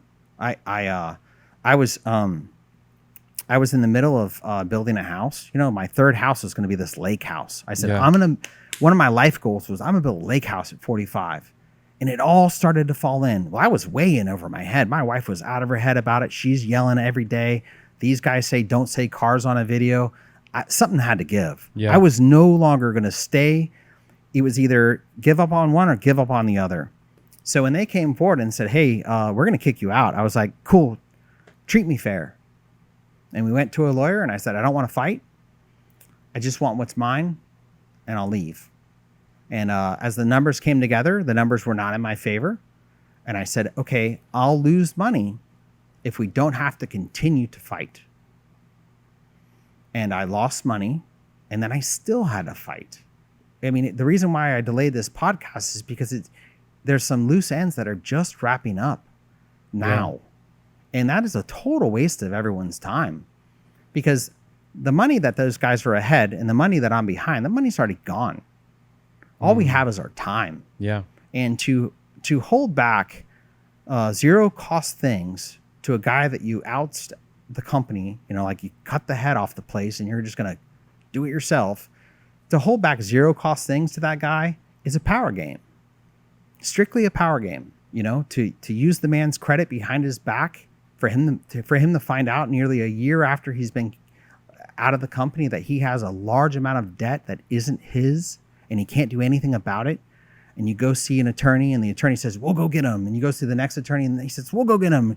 And then you find an attorney that's mature, and she says, do you want to spend the next year and a half of your life upside down, obsessed with this? Mm-hmm. Do you want to spend $100,000 at attorneys? And you'll probably win if you can get in front of a judge that isn't riddled in BS lawsuits. Yeah. And I go, oh, I don't want to do any of that. She said, are they paying? I said, they're paying so far. She said, see how it goes. And I just had to let it go. Like there's a lot of stuff that the one thing that those guys may not understand that they did me a solid on was when you're forced to let go of so much in such a short period of time, and you can keep yourself out of alcohol and keep your head right, it's pretty nice to know that you could get through stuff like this without having to take you down. I mean, sometimes things take people down. Yeah. You know, like you see people that their lives are coming unraveled. And, you know, I guess my biggest single beef with those guys is, and I know that we were in all over our heads because it was the first time we'd ever broken up. First breakup's pretty rough. And, they didn't think about my family. And that really, pisses me off because for years, despite how things were going, there's a certain amount of like, I don't like you, man, but I'll cover for you because of that. Yeah. Because I know that I didn't always not like you. And the stuff that you're into isn't the stuff I'm into. And it's yours to deal with. But I'm going to cover you for that. And they knew I waited a long time to get a family. And I wanted to be able to afford a family. And when they did what they did, it was super dirty that they couldn't think in a bigger block of time. All they needed to do was think in a bigger block of time and everybody could have got what they wanted. Because they could have said, hey, you're out. And I would say like, cool. Is there enough money? Yeah, we'll figure it out. And they keep me on for advertising. I never have to go to another board meeting. I never have to listen to them get excited about money. Money doesn't do it for me. I need money, but I don't get off on money. I get off on cars. You know what I mean? So I don't need to, like, I'm not, if I won the lottery, you'd see the kind of shit I would pull. Yeah. And it would be a freaking party for anybody I loved, you know? And if I was broke in 2 years and a bunch of my friends had moved up the ladder a couple rungs, cool, man. What are you going to do?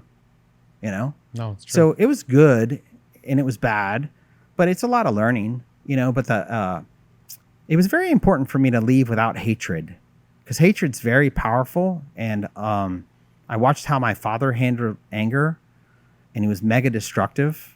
And I didn't want to do that. I didn't want to do anything that would change my child's life. So as I went through and as I still go through the anger of it, I just try to think about what affects my child because she doesn't deserve to be hurt because of my problems. And that is a full-time job when you got some bullshit going on.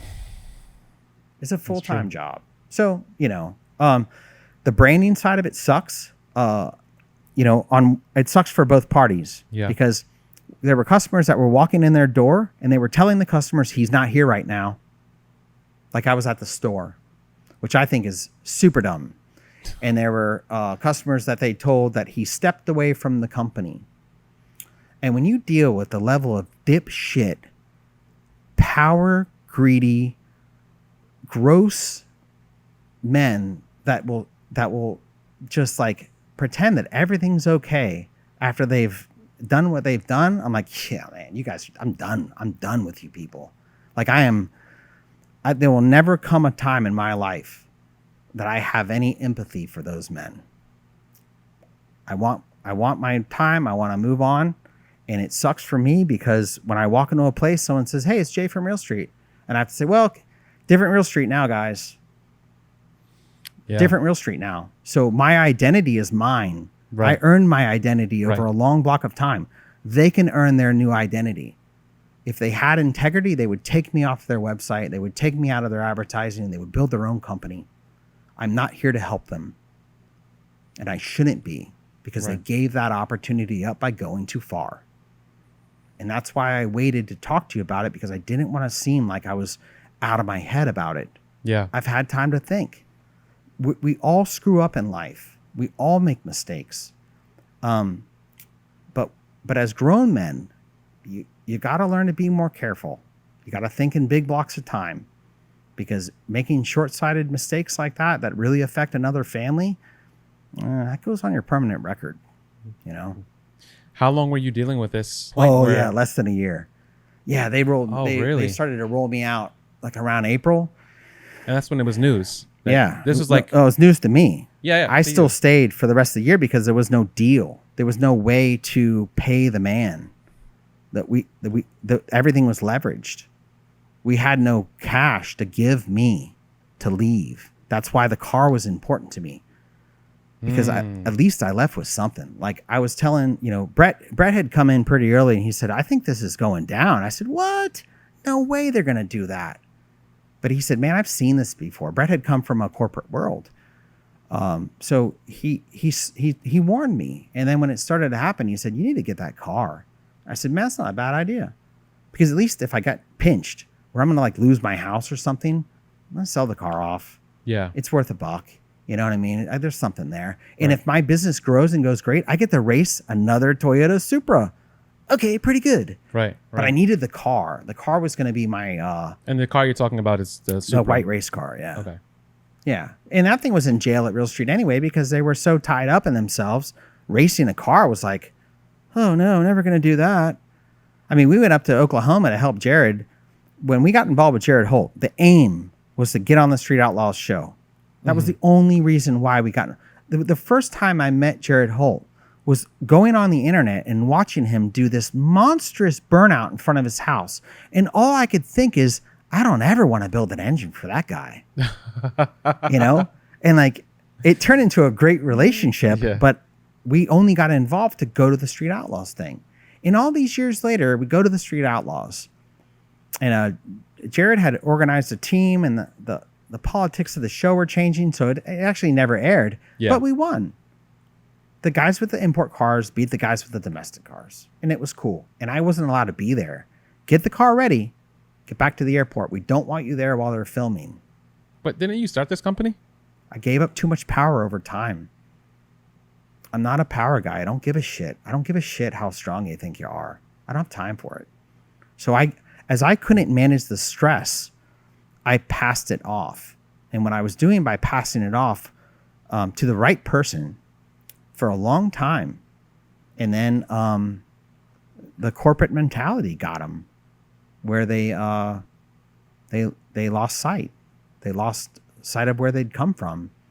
They lost sight of who they wanted to be. They lost, like, you know, you can lose sight. You know, it happens in a lot of different segments of life. Yeah. But you gotta you gotta build a life that you can look yourself in the eye and say like, I'm doing all right. You know, but money is tricky because money will lie to you. Yeah. Yeah. What's interesting is that you said you were fine. You're cool with 300. And I'm just thinking like, you know, what does that look like for a car guy? Like, you have a house, family, kids. I have a house, family, kids. I have a Supra. I have a Mustang. If my Mustang throws the crank out of it, I order a crank. I was cool. I was rolling pretty hard. You know, like that's a great, for me, that was more than comfortable. So my aim was to adjust my income as needed to start to filter myself out of the company while filtering Brett into the company, because he was the first person. I had some really great guys over the years. Yeah. But Brett LaSala is a different dude, and it shows in his performance. And he was so much better than me in so many ways that all I could have wanted for the company was for him to be my replacement as I aged out. Yeah. And it just, it was such a good plan. It just got messed up. What was like the last video you remember doing there? Oh man, putting my small block 4 together for my Mustang. I went, I just stepped out of the meeting where they told me that I was getting kicked out of the company. And I went back to the shop, and I was so beside myself. And I was putting together the Mustang engine, and I was with the media guys, and I couldn't do anything. I couldn't like work, you know. I couldn't work, and you know, it's like it was tough. And then as the year progressed, and they really were pouring more stress on, the communication breakdown was total. So it just got worse and worse as the year went on. And I kept saying the same thing. Like, just package me out. You know? Like, if I have to, I can't be, there's no going back. Just package me out. It's mine as much as it is yours. Yeah. Every dollar here is mine as much as it is yours. Be fair with me and I'll leave. I didn't even get an attorney. Wow. And the more power I gave, the more they took. And then it just got dumb at the end. But I understand in my heart that the things that are going to ruin my life as I continue, it's only me. Outside of a health crisis, it's only me. Like I have a good reputation. I am well known throughout the industry. Yeah. I have a clear aim on what I'm doing with RS Garage. I don't need to make a ton of money. What I need to do is get younger dudes that understand that I can get them there. And in 10 years, I can have my paycheck. Here's my paycheck. You boys keep the rest. which is what I wanted out of that place. I wanted to be able to be Jay for them and just cover my bills. Yeah. And let me grow old. Then I'll come in and I'll do your stuff and I'll dyno cars and I'll be whatever you want me to be as long as it's the same B I've been for the past 15 years. Yeah, yeah. I wasn't going to evolve into a desk guy. I'm not going to evolve into a desk guy. I'm a technician. You know? Yeah. I'm cool with that. So it's like, just let me be me and make some money off of me. And now that didn't work out. So it's like, okay, let me be me and let me get you to a point that you're making money. Right. And if we do, like at $1 million a month, a lot of dudes are eating good. A lot of dudes are eating good. If you sell $1 million a month in car parts, hey, listen, I know it sounds big. Oh, crap. I know it sounds big. Sweating, man. No. It's when you got to sell $3 million a month, it's a lot. You constantly are like on the hamster wheel, and I think it beats the fun out of you. Okay. But like 500 a month, things are good. People are eating. Money's flowing. Okay, you're not getting rich, but everything's cool. $1 million a month, like you could start putting a lot of money in households where guys that like you want to be the dude that can't afford his second kid because you can't afford the second kid. So you want to get into a job that you can afford your family, you could afford your hobbies, or you're going to be miserable, or you're going to have shitty hobbies. Like if you're into cars, it's expensive. You got to make a little bit of money to do it. When it comes to car parts, though, it seems like it's a pretty common thing. A lot of people just seem to jump right into it. But I've always wondered, like, with the margins being where they are with a lot of these companies and products, like, is it a more volume-based business, of course, or is it something that because you just said you do 500,000, you're okay. $1 million, that's like a sweet spot. But it's a people-based business. Okay, it's a people-based business. I want to be the guy that you think about when you need to order something, and I'll be grateful that you think of me.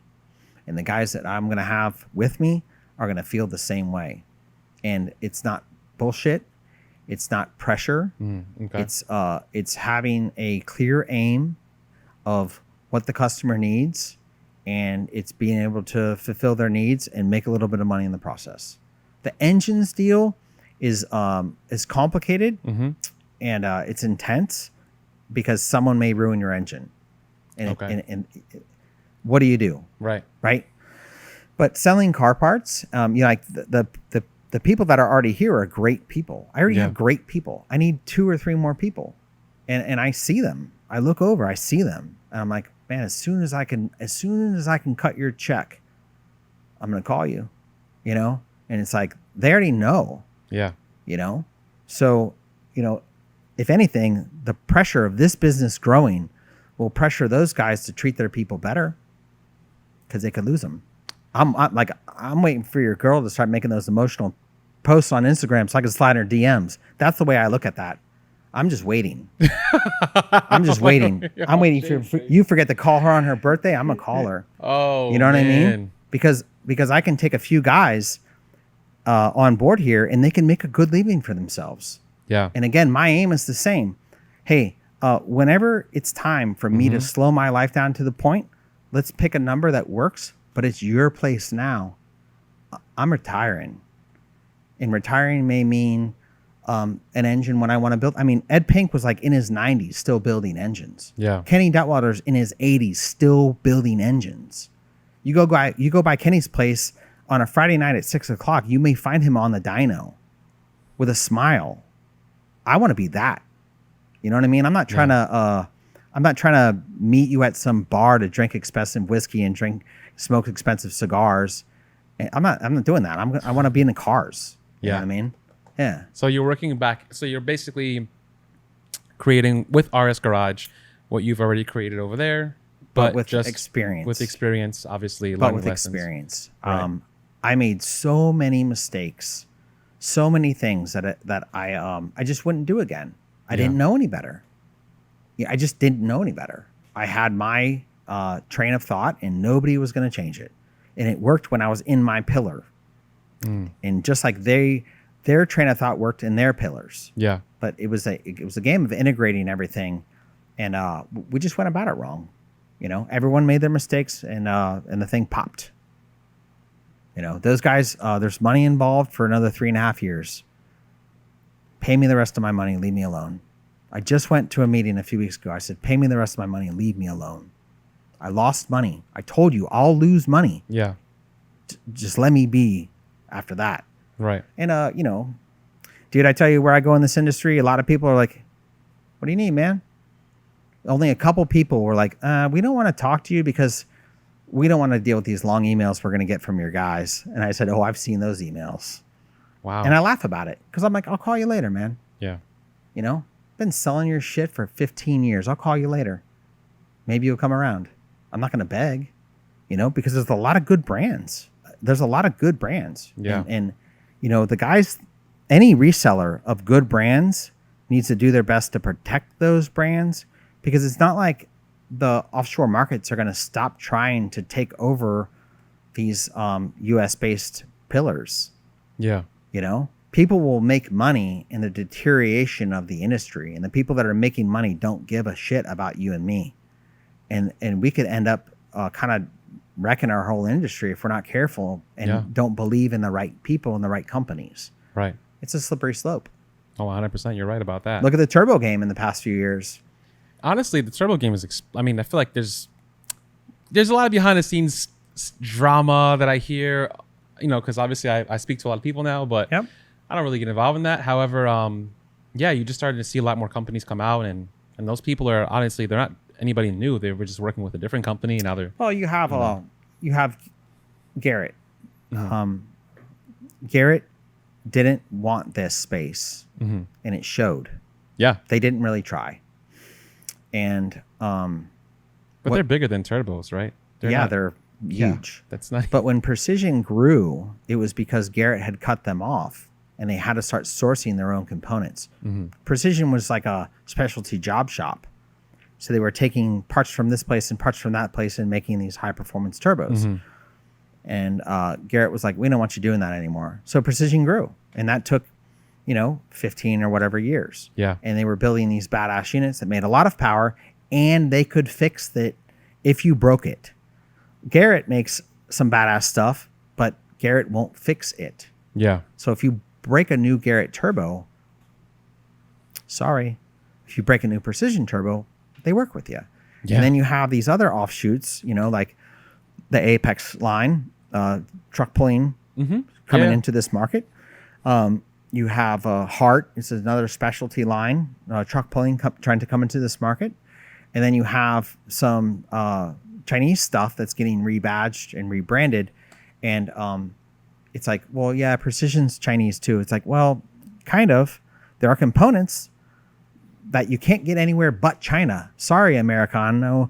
Like, they make some badass stuff, and you got to get that part from that place. Right. You know what I mean? Like, you don't get to pick and choose where some of the best shit comes from, because they went heavy into precision manufacturing while we were busy thinking, this is America. Right. So, there's some good units out there, but I think it won't change that much, because I don't know that the lower line turbos that have come out in the past couple of years, they're never going to outperform the top. And sometimes people just want the top. Yeah. They say like, hey man, give me the turbo that'll make 1100 and I'm going to use it at 1,000. Or they save money and they buy a turbo that's 200 horsepower under, but they saved money and they don't care. And that's okay too. Yeah. But I tested a bunch of those units. I know how they run. Like the Pulsar stuff? Stuff's not bad. The worst thing about Pulsar is they I don't know that they'll ever really be taken seriously, because they've already established their price points.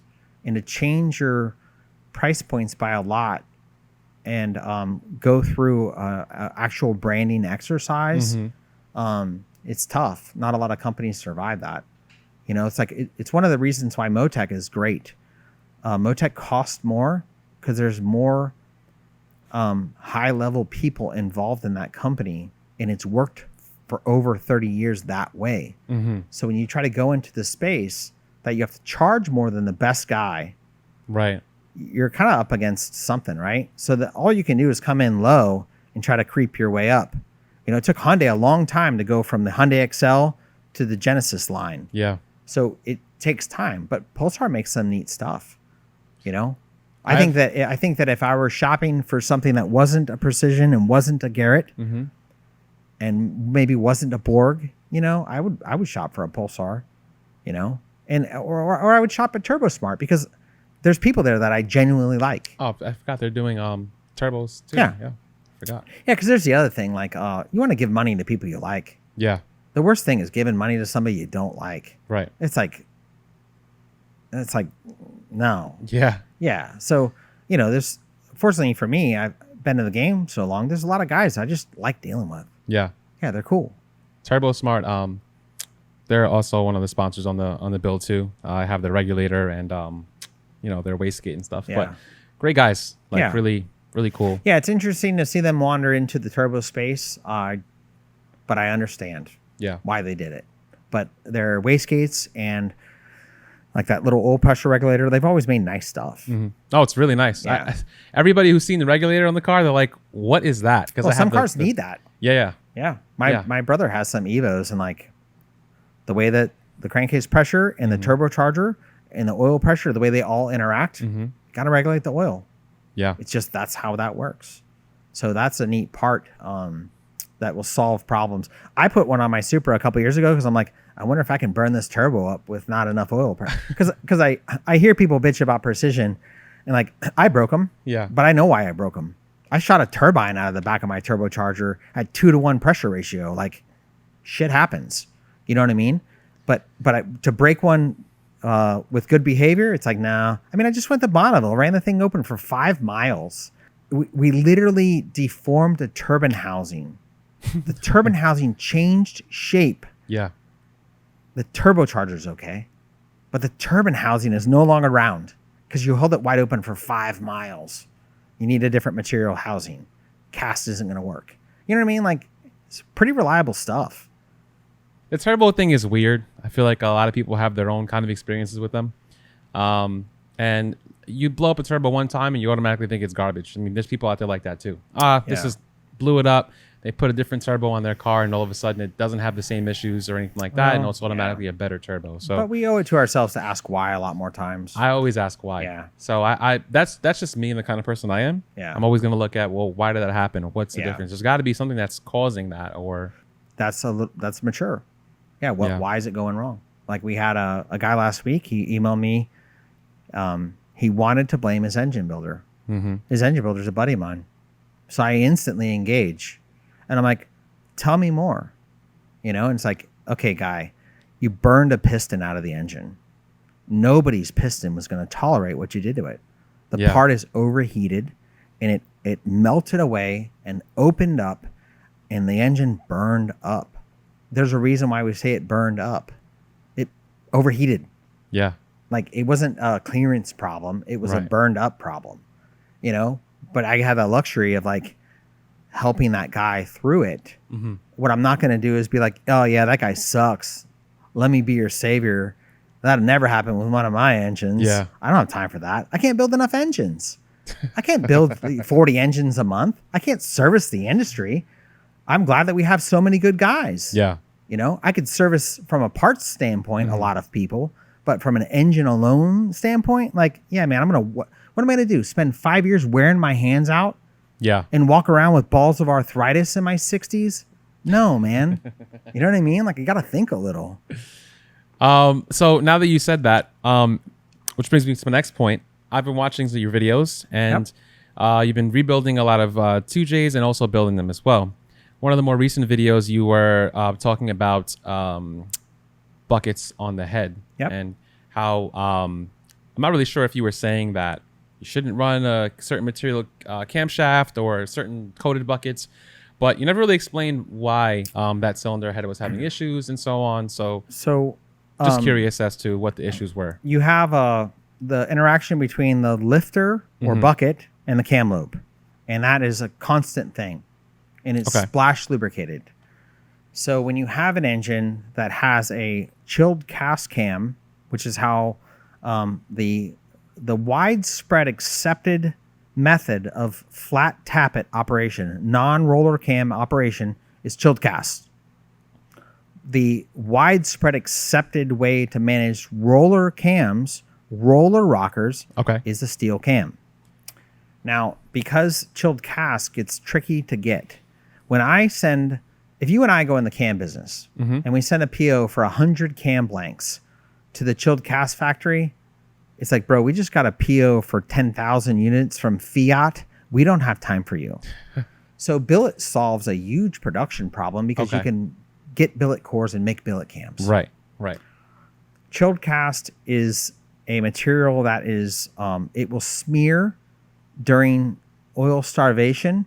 And then as the engine wears back in, as it refamiliarizes itself, it often just kind of like wears the cam. And it wears the cam in a way that like no one cares. Okay. This is how engines have operated with flat tappet cams for longer than I've been alive. Now, with a flat tappet cam that's chilled cast, it is possible to wipe a lobe off, meaning that you have screwed it up so bad that the lobe will wear off and end up in the oil filter. Like the material. Yeah, it wears the cam shaft out. Okay. So if you look up, and you could put it in your on screen, but like wiped flat tappet cam. Yeah. There's millions of photos of wiped out flat tappet cams. So the risk of failure is still not zero with a chilled cast. It's not. You're doing dumb stuff with your valve train. You're on the two-step. You're using anti-lag. You're idling the engine too low because you think it sounds cool. You're not changing your oil as much as you should. Your mixtures are rich, so your oil's diluted. You're hard on parts. Yeah. Well, a chilled cast is like, man, I don't like what you're doing to me, but I could deal with it. Well, steel cams on a flat tappet will start to wipe the material. It'll first displace the coating that the coating will work in best case scenarios for some period of time. Okay. And I have chilled cast cams or steel cams from back in the day that I immediately started using with DLC buckets. I'm pretty good with oil changes. I'm pretty good on the tune-up. I don't do a lot of anti-lag. I don't do a lot of two-step. I put 1,000 dyno runs on these cams, and they are perfect. Okay. So you can have success with the component, but will you? And if you say, hey, I don't care what Jay says, I'm buying steel cams. Okay, well, cool, man. I don't have time to talk you out of it. Will you buy a DLC bucket? They're like, there's this guy that says that that's not really what you need. It's like, well, listen, DLC by design is a resource in engines, in tools, in very, very many markets because it helps manage the crisis at the surface level when oil isn't there. Okay. So it all it is like overdraft protection in slide lubricated or slide parts where you have a lot of action. Like if you think about an RB26 cam lobe size and a EJ Subaru cam lobe size, and the position of the RB26 bucket versus the Subaru bucket. Well, no wonder the Subaru guys were having so much trouble. They're all flash tuned. The idle speeds are low. The bucket's a large diameter. The cam's a long path all the way around. Yeah. So you're just sliding longer and it kills parts. But, with a steel cam, you have the valve train set up correctly. You spend a little extra money on DLC buckets, which isn't even an argument anymore because they're so affordable. Back when I had to buy DLC buckets, coated, it was like $1,000 to get them coated. You know what I mean? Really? Like just to get them coated, you had to buy the buckets and then get them coated. But those buckets are in service. I literally, they're the buckets that are in the Streamliner that I just went 385 miles an hour with. Same buckets from 2012 or something. Oh, wow.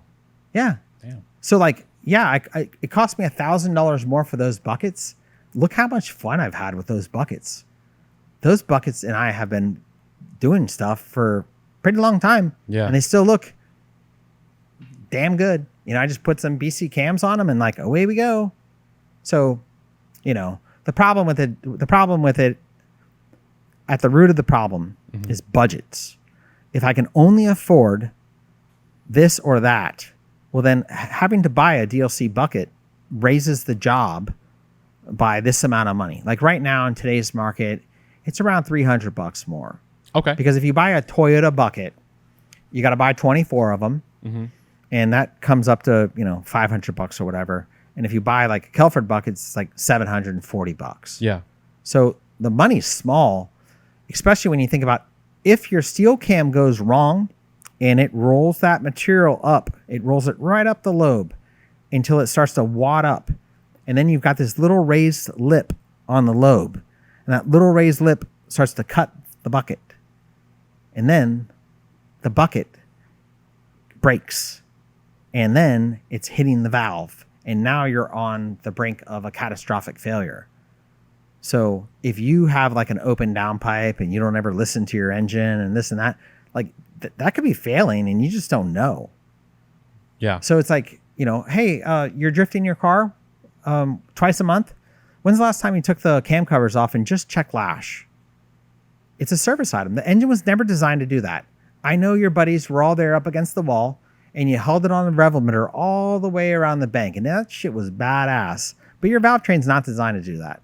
So Can you just check the lash? Can you visually look at the cam lobes and look at the buckets and make sure that everything's okay? Are you changing the oil every event?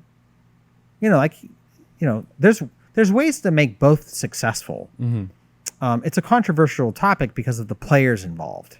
Because you have a guy that's got to protect his income. Right. And his income is in steel cams. And he's probably the guy that likes me the least out of the whole industry. And that's life, man. You know what I mean? Like, just use chilled cast cams. It's cool. If you're going to use steel cams, yep, you recommend running a DLC coated bucket. Yep. If it's in budget. I don't think you have. I think you got to stop the if. If you're going to use a steel cam, just get the DLC bucket. Because if it goes wrong, the amount of money it's going to cost you is way more than just buying the right stuff the first time. Okay. Because now once you ruin a bucket, you've ruined the cam. Right. So there's $1,500 in loss if nothing else was damaged. If nothing else was damaged, it's $1,500 of loss. So simple math says cheaper to buy the buckets now than it is to buy them after I've ruined a cam. And the main reason for the wear on the buckets is because of the way that the head is lubricated. It's a flat tappet thing. Okay. If you try to work through all of the engines that are flat tappet and all the engines that are roller and you try to assign them in columns of what type of cam would be for each, just paint with broad strokes. Okay. Flat tappet cam, if you're going to use a steel cam because you love the brand, just get a DLC coated bucket. It's cheap insurance. It's cheap insurance. If you're going to drift your car and bang it on the rev limiter on a regular basis, pull the cam covers off every once in a while and take a look. Listen to the engine when it's cold. Right. Have your buddy get a towel and stuff a towel in the tailpipe to shut that thing up for a minute and listen to the engine. Is the valve train quiet? Okay. All right. Shut the car off. Take the towel out before it catches on fire. You know what I mean? Like, listen to the valve train. Right. Yeah. So where do you think? What were you revving the 2Js to? Like, what do 2Js usually rev to? It depends on the turbo size. Okay. But it seems like if you pair it with the factory oil system, not factory oil pump, because there's a lot of BS around oil pumps, but the factory Geroder design wet sump low capacity system, you pair that along with the fact that your transmission may be synchronized, and you pair that with the turbo that is on at 4,000, because remember early on we talked about turbo lag. Right. You really want to be done by 83, 85. By 85, you're going to start wrecking your trans because it doesn't want to shift at that speed. Those guys that post those videos like, got my new trainee shifting at 9,000. For one, the turbo is too small. There's no power up there. Okay. For two, they're just ruining the transmission, and they don't want to. They don't know. They haven't thought about it under a large enough block of time. Okay. Now, the Bonneville cars, the liner really wants to go to 10,000. You look at the fuel map, the shape of the fuel map, and you're like, holy crap, this thing wants to go to 10,000. And that's pretty neat. Yeah. 9,000 is very easy. If you have the right turbo and you have a dry sump, 9,000 is like simple. And you have a dry sump. Yeah, if you have a dry sump. Like Jared Holt has, I have a log from his car where he just doing a burnout at 10.8. And I'm like, hey, man, can you not do that again? He's like, I remember that. And it's like, just not again. You know what I mean? Because it's hard on stuff. Yeah. So if you have the dry sump aside, obviously the oil's taken care of, right? Now, what other components does it start to break down after that? Like valve train components or oil? Well, if you have an oil sump, a dry sump, I'm sorry. Like even then, you still have oil problems. Okay. Because the oil gets aerated. Like you should poach that clip off of Bill Daly's website for this and show what oil looks like at high RPM, because it just turns into foam. And like when you read oil ads, they'll talk about anti-foaming and this and that, but like oil has a tough life inside of your car. You know, we when I had Real Street, I had to use a specific oil because of the branding and because money was involved. That was the oil I used. Right. And now that I'm on my own, I can use whatever I want. Right. So like I did some research, and it's like, yeah, man, the same thing that I was told 20 years ago is the same thing that I'll tell somebody today. The stuff that comes out of that Pennsylvania crude, it's like the best base oil on the planet. Okay. Not all oil that comes out of the ground gets to be motor oil. Some of it's just not good enough. So you get into like the Driven brand or Gibbs. Back in the day, there used to be brands like Pennzoil used to be, and they're making a push in marketing, but that used to be the stuff is Pennsylvania oil, Pennzoil. You know what I mean? So the main thing though, and not to sound like a brand whore, is change your oil. You know what I mean? Smell your oil. What does your oil smell like? You know, again, are you getting your oil hot enough? Yeah. Does it smell like fuel? If it smells like fuel, it's ruined. You know what I mean? If you're using methanol fuel and your oil's getting like milky, right, the oil's ruined. Like that Driven oil, it does a really good job of not mixing in with the... What is it called? Driven. Driven. Yeah. Where can you get that from? There's a ton of brands, a ton of resellers. Okay, so it's common. You could just type it in Google. It's common. It's not a... they're a big brand in a lot of other places. Yeah. And I met the dude at SEMA last year, and he was like, "Hey man, I know you." And we got to talking, and I'm like, "Yeah, man, let's do something." So I used Driven oil at Bonneville this year. Yeah. And while we were at Bonneville, we switched between 3 different oils. Yeah. To look and see if there was any measurable performance in pressure, and there was, and it comes out of the engine differently. It comes out still looking like it went in. It doesn't beat up and change color right away from the fuel. Methanol is really hard on oil. Yeah. You know, it's if you have like a mechanically injected blower car that you can't control, fuel flow is just flowing into the engine, you know, within reason, the oil is wrecked immediately. You're changing that oil like every run. Wow. Yeah. So we're lucky. Like, hey man, don't change your oil every 5,000 miles if you're using ethanol. Change it every 2. How much are you driving the thing anyway? You know, are you driving it every single day on ethanol? Yeah. Because if you are, you'll wear the cylinders out of it. You know, because there's some reasons why gasoline was the fuel of choice in the country. There's early papers that say alcohol-based fuels are superior in performance. Well, yeah, they were, but they're hard on lubrication. So we went to gasoline. Not to mention there's a little bit of money to be made in gasoline. A little bit. That's a valid point. Yeah. That's a valid point. I forgot to ask you about compression ratios in fuel, since we're on the topic of fuel. What is a good compression ratio to run if you have a turbo car and you're running boost on pump gas? And it's a port injected engine? Correct. Okay. Because don't compare your boost levels with your buddy's boost levels if he has a direct injected engine. They're not the same. Okay. Say port injected engine. Is it a factory turbocharged engine? Yes or no? And if it's a factory turbocharged engine, use the factory compression ratio because they already assigned something that would live at least through warranty. Okay. The higher compression ratio is a lower margin of error when it comes to managing the heat in the cylinder. The pump gas world with a properly sized turbo, you can make it up in boost. You don't have to. If you're in a limited class where you can only use this turbocharger or this supercharger, you keep putting compression in until you can't keep it alive anymore, and it's fast. If you are working with a situation that you have a budget and you just want to have an enjoyable engine, and it was 8.5 to 1 stock, just make it 8.5 to 1. Like these guys that are all caught up in like, it's 9 to 1, or it's 9.25, or it's 9.5, or it's 9.7.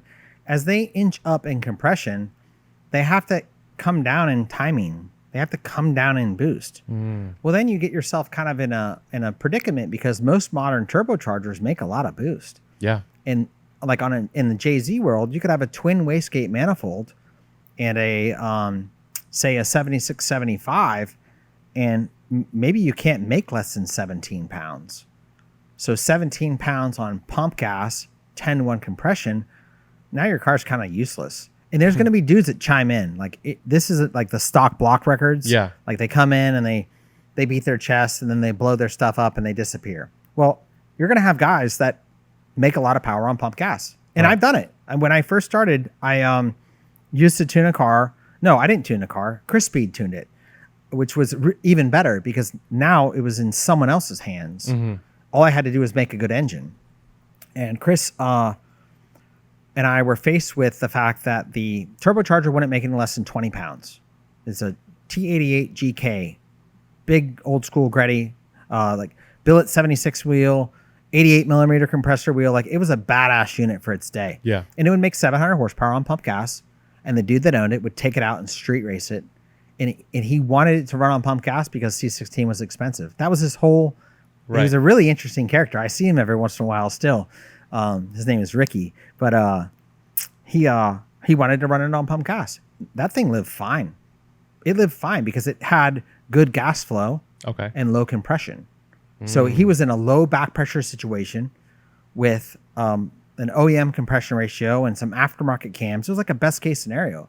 I mean, that thing would probably outperform most modern builds on pump gas, because again, it made 700 horsepower on pump gas and it lived. It didn't have knock sensors on it. It lived because it was happy to do it. You know, that's a big deal. So compression ratio, when you're building an engine, go back to the checkboxes, ethanol or gasoline, yes or no? Port injected or direct injected, yes or no? And then just say like, well, what did the factory do? Because you're not going to gain that much power by increasing the amount of power you gain by increasing the compression ratio on pump gas is not worth the risk of narrowing in on the margin of safety. Okay. The way the cylinder pressure is measured, or the way the cylinder pressure behaves in the engine, when you lose control of the cylinder because of detonation, it is like bad news bears. You know, like when you hear that Camry take off from the stoplight and it sounds like a chain is dragging in the engine. Yeah. Or, you know, like a lot of people don't know what detonation sounds like. So if you've heard an engine detonate before, it's trying to stop the engine. The cylinder pressure is so high that it's trying to stop the engine. It's like a compressor surge tries to stop the turbo. It's very bad for the engine. Very bad for the engine. It doesn't matter whose pistons you bought. If you detonate it, it's going to break. You know, it doesn't break the first time you detonate it. Right. But if you put it under detonation, it's going to die in seconds. And that's not affordable situation, not an enjoyable situation. So having a higher compression, people would probably want that just to cover the areas where the turbo is not in boost. Is that really what it is? Or you're really jerking it from the top when you look at it that way. The gains aren't that big. Right. They're not that big. Guess what? Your 2-liter engine is always going to suck at 2,500 RPM. It's just gonna. It's never going to have the gusto. So just stop trying to make it something it's not. Yeah. Size the turbocharger to make the power you want. Deal with the lag. Have fun. It'll be badass. Okay. Now, you mentioned knock sensors, right? Now, a lot of people in drag racing or even drifting, they don't really run all the safeties that ECU can offer, right? And I'm assuming that's probably because it's probably dangerous to have a motor just shut off in the middle of a run, or if they're drifting in the middle of a pass, it's probably dangerous if the car just shuts off due to a safety. Yeah. Now, for people who are driving their cars in the street and building, let's say, a 2J or even an RB, you know, you probably want to have all the safeties on just to make sure that the car lives for whatever it is. Now, what safeties should you run or do you feel are mandatory? If, let's say, if I came to you and you built my engine and I was just looking for you to consult my build, what do you recommend? Okay. The minimums. Yeah.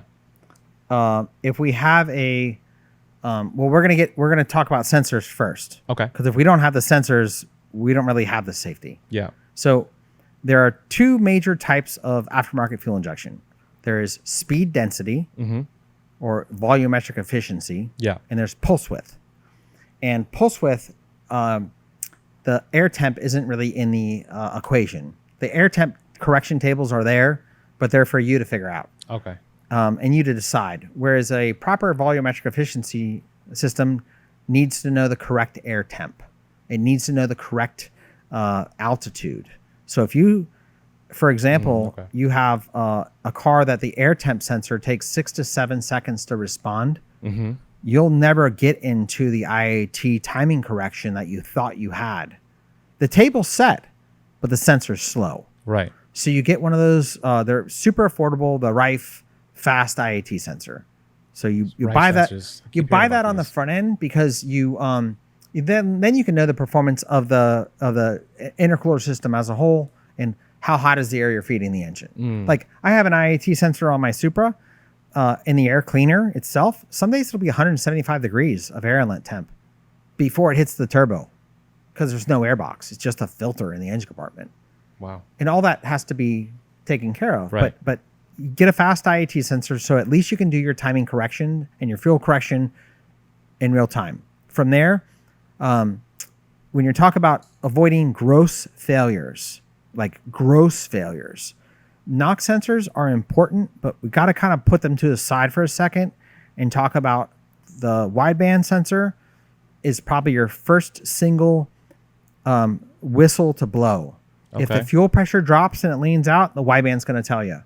If the fuel pressure drops and the fuel injectors run out because they're trying to cover for you because it's got closed loop, the wideband's going to tell you. Right. So a wideband safety, first and foremost, should be something that you want. Okay. So it says, hey, my air fuel ratio, and we'll just pick regular numbers, at 20 pounds of boost is 11.5.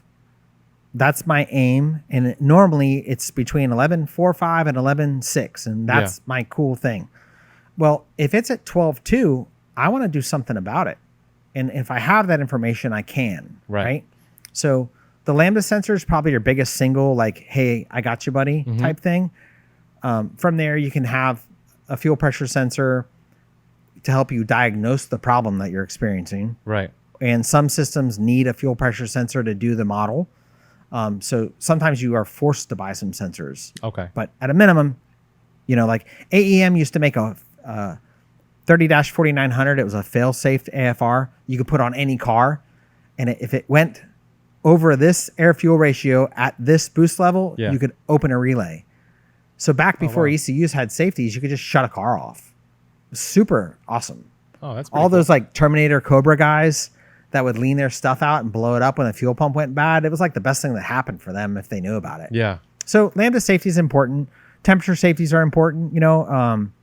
If the engine's overheating, you want to know. If the oil pressure is low, you want to know. Right. Like we set all the safeties on the Bonneville cars at 55 PSI.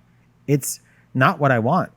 But if the oil's getting beat up, it's what I got to deal with. Yeah, yeah. So, like if the oil pump belt falls off, which has happened, a safety is there to shut the engine off. Right. Now, we had a driver with the guy that owns the Datsun Red.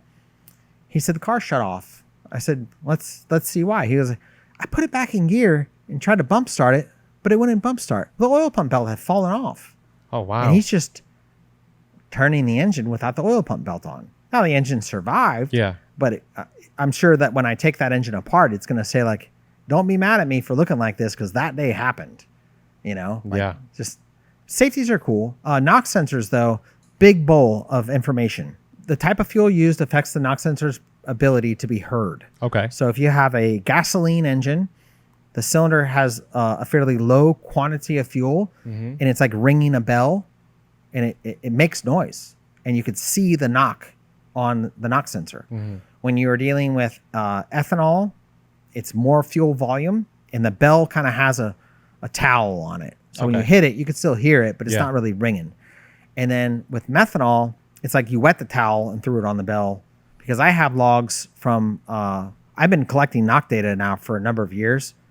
And it's very fun to go through. But if you want to use knock sensors, you have to detonate the engine. And in order to do that, you pick an environment like a dyno, and you.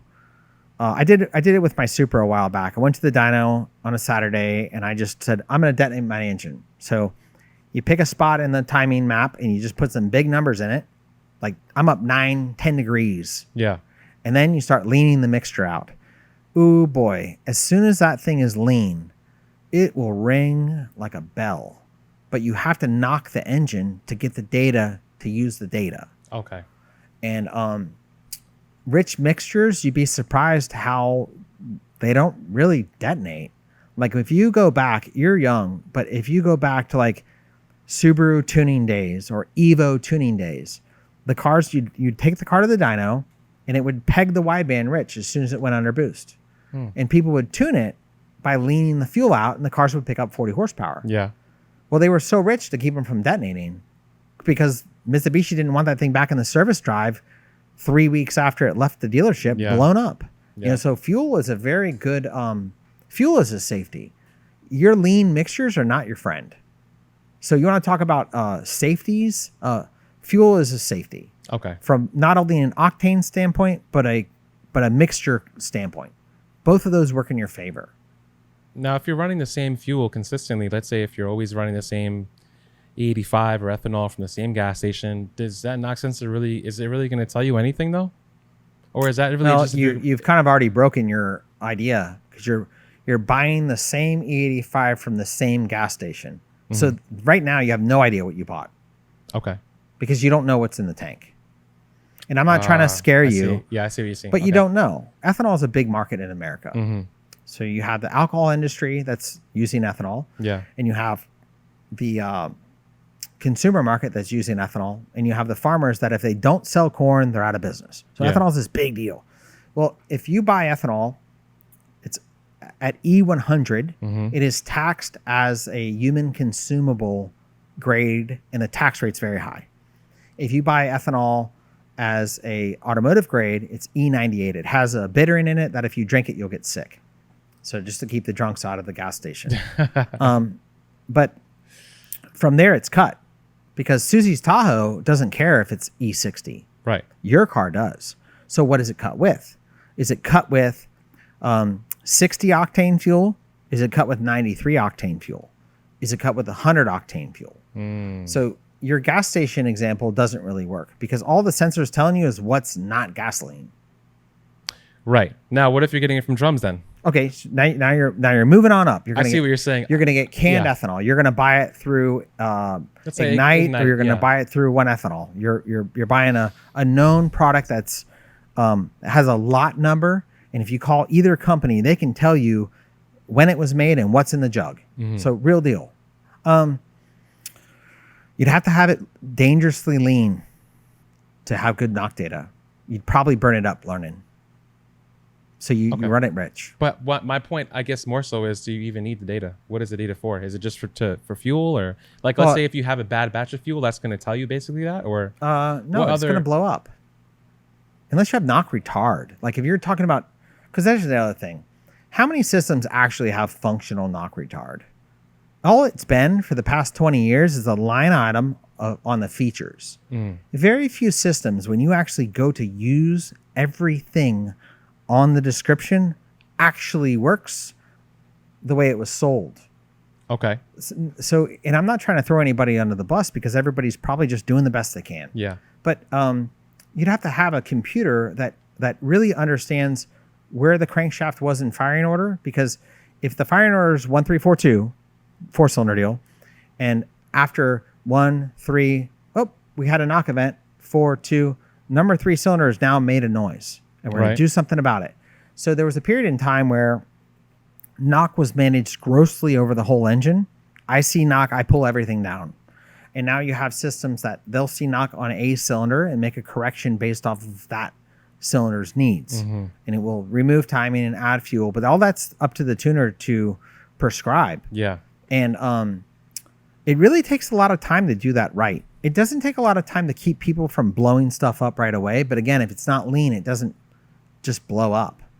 But you know, like when someone burns a piston out of their engine, it's like they wish they had that knock data. Yeah. Because they paid for that knock data. And now they can use that knock data.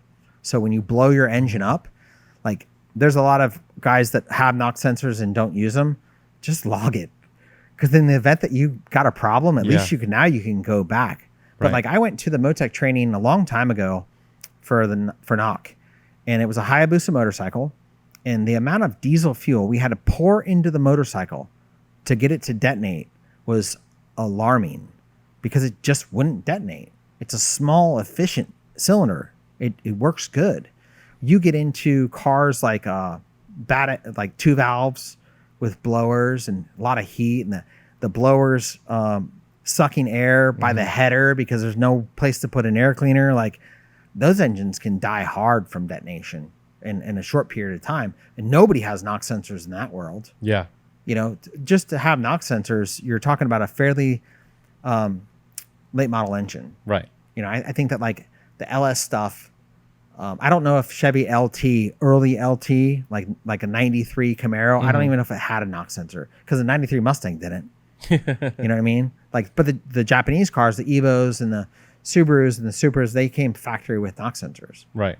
If you go back to the old days of the Supra tuning, they relied on the knock sensors to stay alive. A factory ECU with more boost, a factory ECU and an aftermarket turbocharger, knock sensors were saving your butt. Before 85?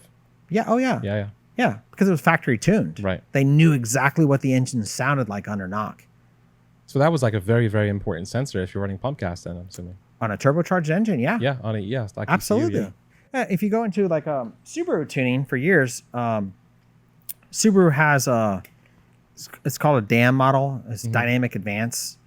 And it's 2 timing maps or more. And on a great day, use this timing map. Oh, the wife put 87 in it.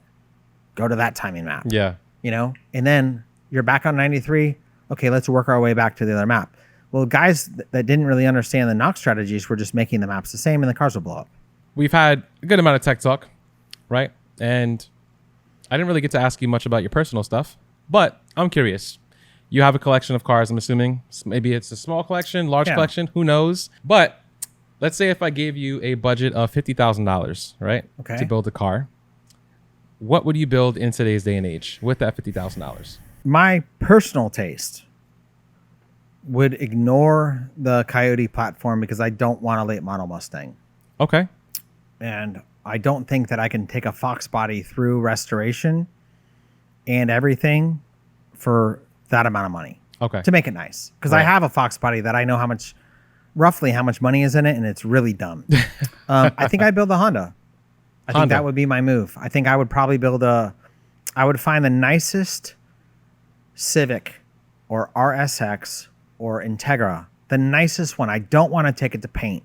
I'm going to pay the extra $10,000 for the car, all stock. Okay. So I don't have to take it to paint. Okay. I'm going to pay the extra money for the nicest car possible so I can just focus my efforts on modifying the car. I don't have to see the interior guy. I don't have to look for a 25-year-old headliner from Honda. Yeah. I don't have to take it to the paint jail. I'm just making it run the way I want it to run. I think that's what I would do. Now, would it be B series or K series? Depends on the body. Okay. Because if it's a B car, it's probably a B car. If it's an RSX or a later Civic, it's okay. So you're not big on like swapping? I am. It's just I'm kind of like stuck a little bit on the B series deal because I really like the way the mechanical shifter feels.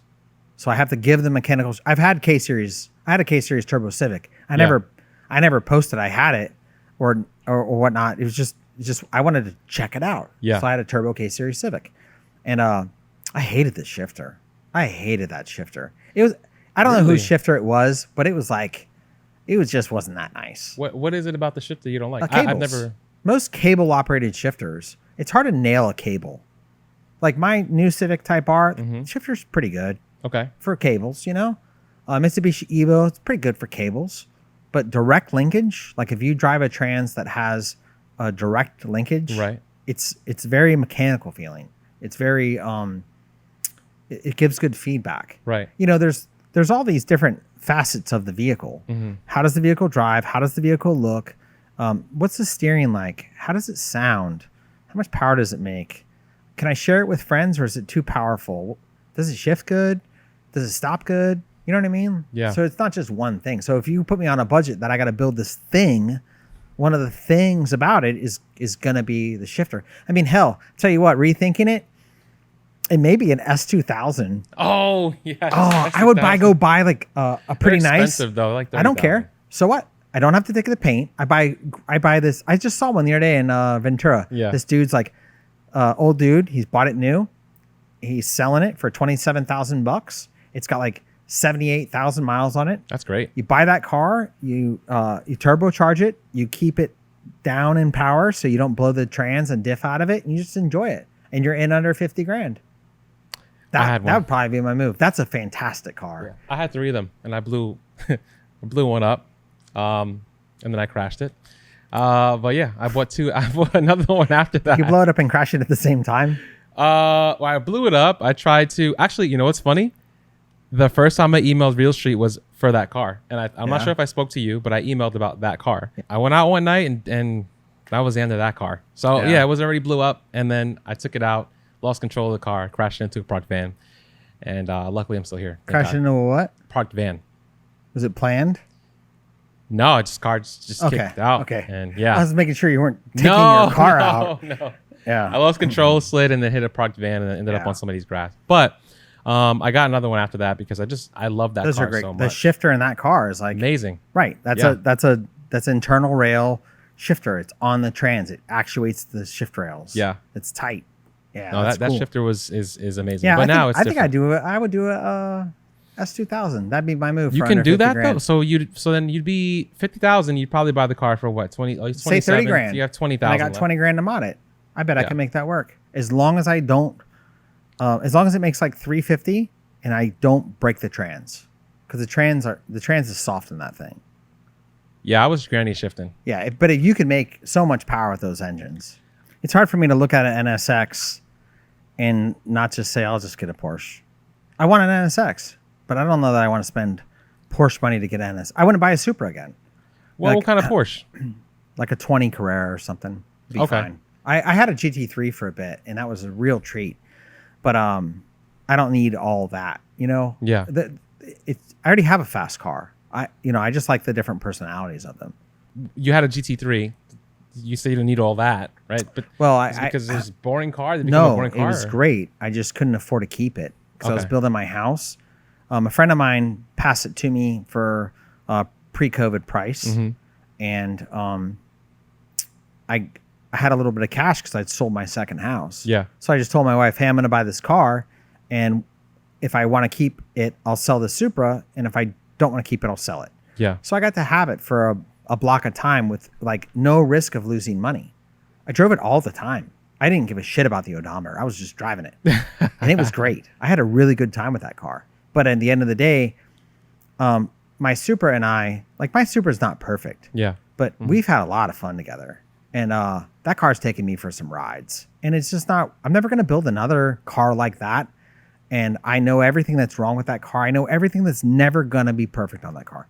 The car's been crashed. I know. I saw pictures of it crashed. Yeah. I cut the roof off of it to make it a hardtop. My girl is a salvage title. And I don't care. Because I got what I got with it. You know what I mean? You'd probably take the Supra over the Porsche, I'm assuming. But if you had the option, would you? Obviously the Supra, I'm assuming, right? Yeah, because the wide open throttle personality. Like when I take my Supra out, I have some concrete near me, and when it starts to really squat down in third, and you can start to put down, over 900 horsepower effectively, and it really runs, and the sounds it's making, and you put it in fourth, and it just gets better. It's hard to beat that. How much money you got to spend on a Porsche to get that? You know what I mean? Like I liked my GT3. There was a spot on my way home that I would ring it out every night on the way home. Yeah, there's a set of railroad tracks you could jump. It was great. You know what I mean? It was a great time. But the Supra, the power of the Supra and the sound of it and just how it all works out, it's like I like it. I like the cars. That's my ride, you know? A lot of people out there who make a lot of money and they can buy all these exotic cars and Ferraris and stuff like that, right? But I feel like now that we're in this day and age now, it's kind of easy to overlook the capabilities of a car that's 20 years old now, you know? Easy to overlook, yes. You'll see an uptick in the R32 to R34 world right now. You'll see an uptick in Fox body Mustangs right now. You'll see an uptick in the supermarket right now. You'll see an uptick in anything that the age of the man, he's got some money to burn now. So if you go back 20 years, a 56 Caddy would have brought a lot of money. And if you go look right now, a 93 Caddy may bring more because the age of the man. Because the dude that's 70, he's got the money, but he's not crawling in and out of that thing right now.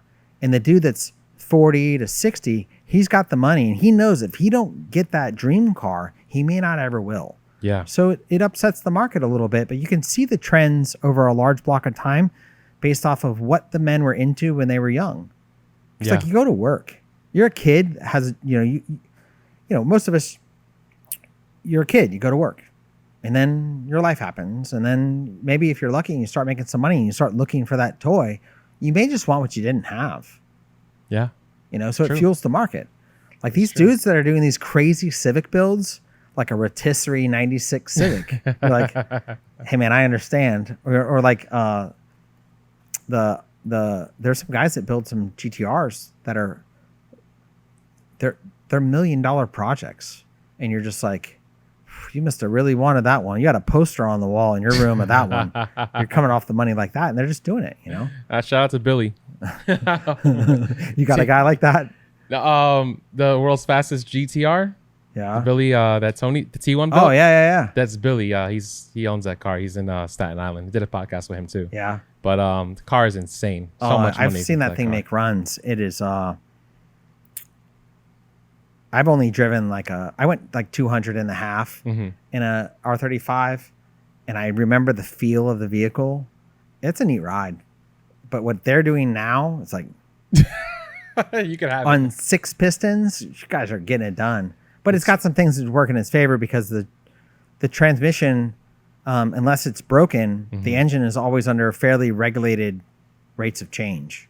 Whereas a stick shift car, you miss a gear or put it in the wrong gear, you could really damage stuff, or you're gonna really damage stuff. Right. So the ratios are tight, and it's operated by a computer. Right. So you can get away with more per piston stress because it's somewhat regulated. You know, you mentioned to me at FL2K that I don't know if you still had been working on it, but you said you figured out how to fix the crank issues that those cars have in terms of the cranks breaking. Well, no, I didn't figure it out. The rules have always been there. Okay. If you look at the GTR market as a trend, early in the market, they were going after these 4.4 liter, these big engines with long strokes because it will light the turbos sooner. And when you drive away from a stoplight, it will accelerate better. Yeah. Well, when you take that particular angle set that happens inside of that engine with that stroke, the angles get rough and it breaks cranks. So the move is just less stroke. That's why they went, they've gone to big bore stock stroke or big bore slightly more than stock stroke. Right. But they didn't keep going larger and larger and larger in stroke because it's hard on the cranks. It doesn't matter whose crank it is. Okay. It's an engine. If you have the rod, if you look at like motorcycle Formula One, the rods are never like laid over. When you get into an engine that has a lot of stroke, the rod has to lay over, and as it's pushing back up the bore, it's wanting to push the piston in the direction the rod's going. Right. The piston is trying to straighten that out. Yeah. So the angles come for the engines, and the engines break. The cranks break. So it's not. There's no wizard answer.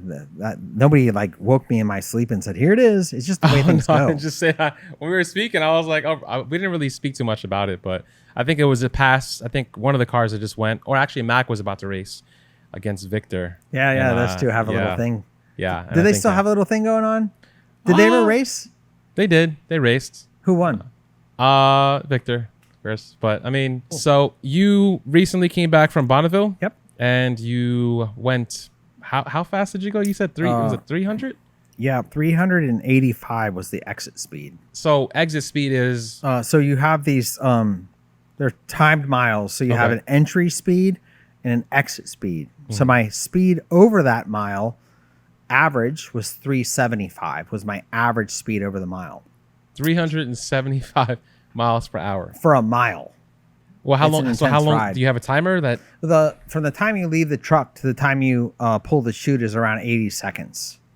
Okay, so but that car has about 15 seconds of straight turbo lag. The first 15 of it. The first 15 seconds are just turbo lag. Is that due to gearing? Yeah. Okay. Gearing and it's a 2JZ with two 6466s. Okay. And it really needs two 7275s. I mean, so more lag. More lag. But then you could use some nitrous. And what transmission? Liberty 5-speed. Okay. And it's shifted by the ECU. So all I do is sit back and wait to open the parachute. So is there any like actual steering involved? Slightly. It's really intense. You have to really look far away and kind of like don't take your eyes off of it, because I've had situations where I moved on the course and to get it back where I want it to be, you don't just turn the car. You're like kind of like bending direction. So it's real slow to turn. And well, only because of safety, right? You don't want to just yank. Well, it doesn't turn that sharp. The car doesn't, but you're not going to just turn it as much as it's going to turn. Right. But it doesn't turn that much. It's small angles. There's a big, when you look at the videos or the course, there's these big long turns to get off the course. Yeah. And that's a turn for that car. The car's designed to go straight. Okay. But when you are under, that car goes 250 miles an hour. Like an average modern car goes 80. Like if you were just in the car going 250 miles an hour, you'd look around and be like, it's a pretty nice place. But 300 seems fast, and above, like seems pretty fast. Like when I was when I made my record qualifying run, the binding that connects the parachute to the main leash broke when it opened, and I had to wait until the car was going below 300 miles an hour to open the second chute, because if you open the second chute above 300, it'll just break too. So you're like, what? I'm like waiting for the car to slow down, and it gave me a minute to kind of like look around. I'm like, it's going pretty fast, and you can't use the brakes, because if you use the brakes at that speed, you'll just overheat them and then you'll have no brakes. So you save the brakes for the end. But when the chute broke and it was just like rolling down from speed, I was like, this is fast. And then when I made my backup run, I was the last car of the day and the last day of the event. And they wait to run the long car last because it's the most dangerous. It's the most likely car to really hurt somebody, aside from a motorcycle. But a motorcycle, you kind of clean it up quickly because it's not that much stuff. But the course was really beat up, and I had committed to do it for my friends and for the company, but I didn't really want to do it because I about had enough, because it's just too fast going, that amount of speed. Yeah. When you try to like put it in your head and you're trying to process it in real time, and like you don't get to take a lot of like photos in your mind of how it's going down, but like it's a lot of stimulation. I can't even imagine going 300 and not even close to 400 either. Well, a lot of your viewers have probably ridden street bikes. And when you take a modern street bike out and you go 180, 185, 200 miles an hour on the street, and you're a full tuck and you're looking through the windscreen and there's a lot going by you, it's kind of like that. It's just the speed's higher, you know? But for almost 400 miles an hour. I know. You don't really have anything around you to really see how fast you're going. When you're on the street, you're you watching see cars. you're watching the markers. Okay. Hey, listen, you're going so fast that you are watching the marker and the marker is far away and then the marker is gone. You're not looking, like if you are going 25 miles an hour in your car and you're looking at the asphalt, yeah, it seems like you're going pretty fast. Right. But when you're looking down the highway, it seems like you're going pretty slow. Right. So the perspective is very warped. It's very warped because even though things are very far away, you're going to be there pretty quick because you're covering so much ground. Right. And the engine is loaded for so long. I wasn't really motivated to run the car because my friend Chris had just passed, days before doing the same thing I was doing. Loss. Yeah. It's a whole thing to try to process. But I had my hand over the parachute button as soon as I left the truck. My hand's over the parachute button, and I'm watching the manifold pressure, and I'm watching where I'm going. And I want to see over 400 kPa as soon as possible. And I knew I was slow on the boost curve. Mm-hmm. And I'm like, there's nothing I can do about it. So like, say the middle of third gear, it goes up over 40 pounds. And I said, well, that's what I need. I need over 40 pounds to get me there. And when I went into the fourth mile or the fifth mile, and the boost was like 45 pounds of boost.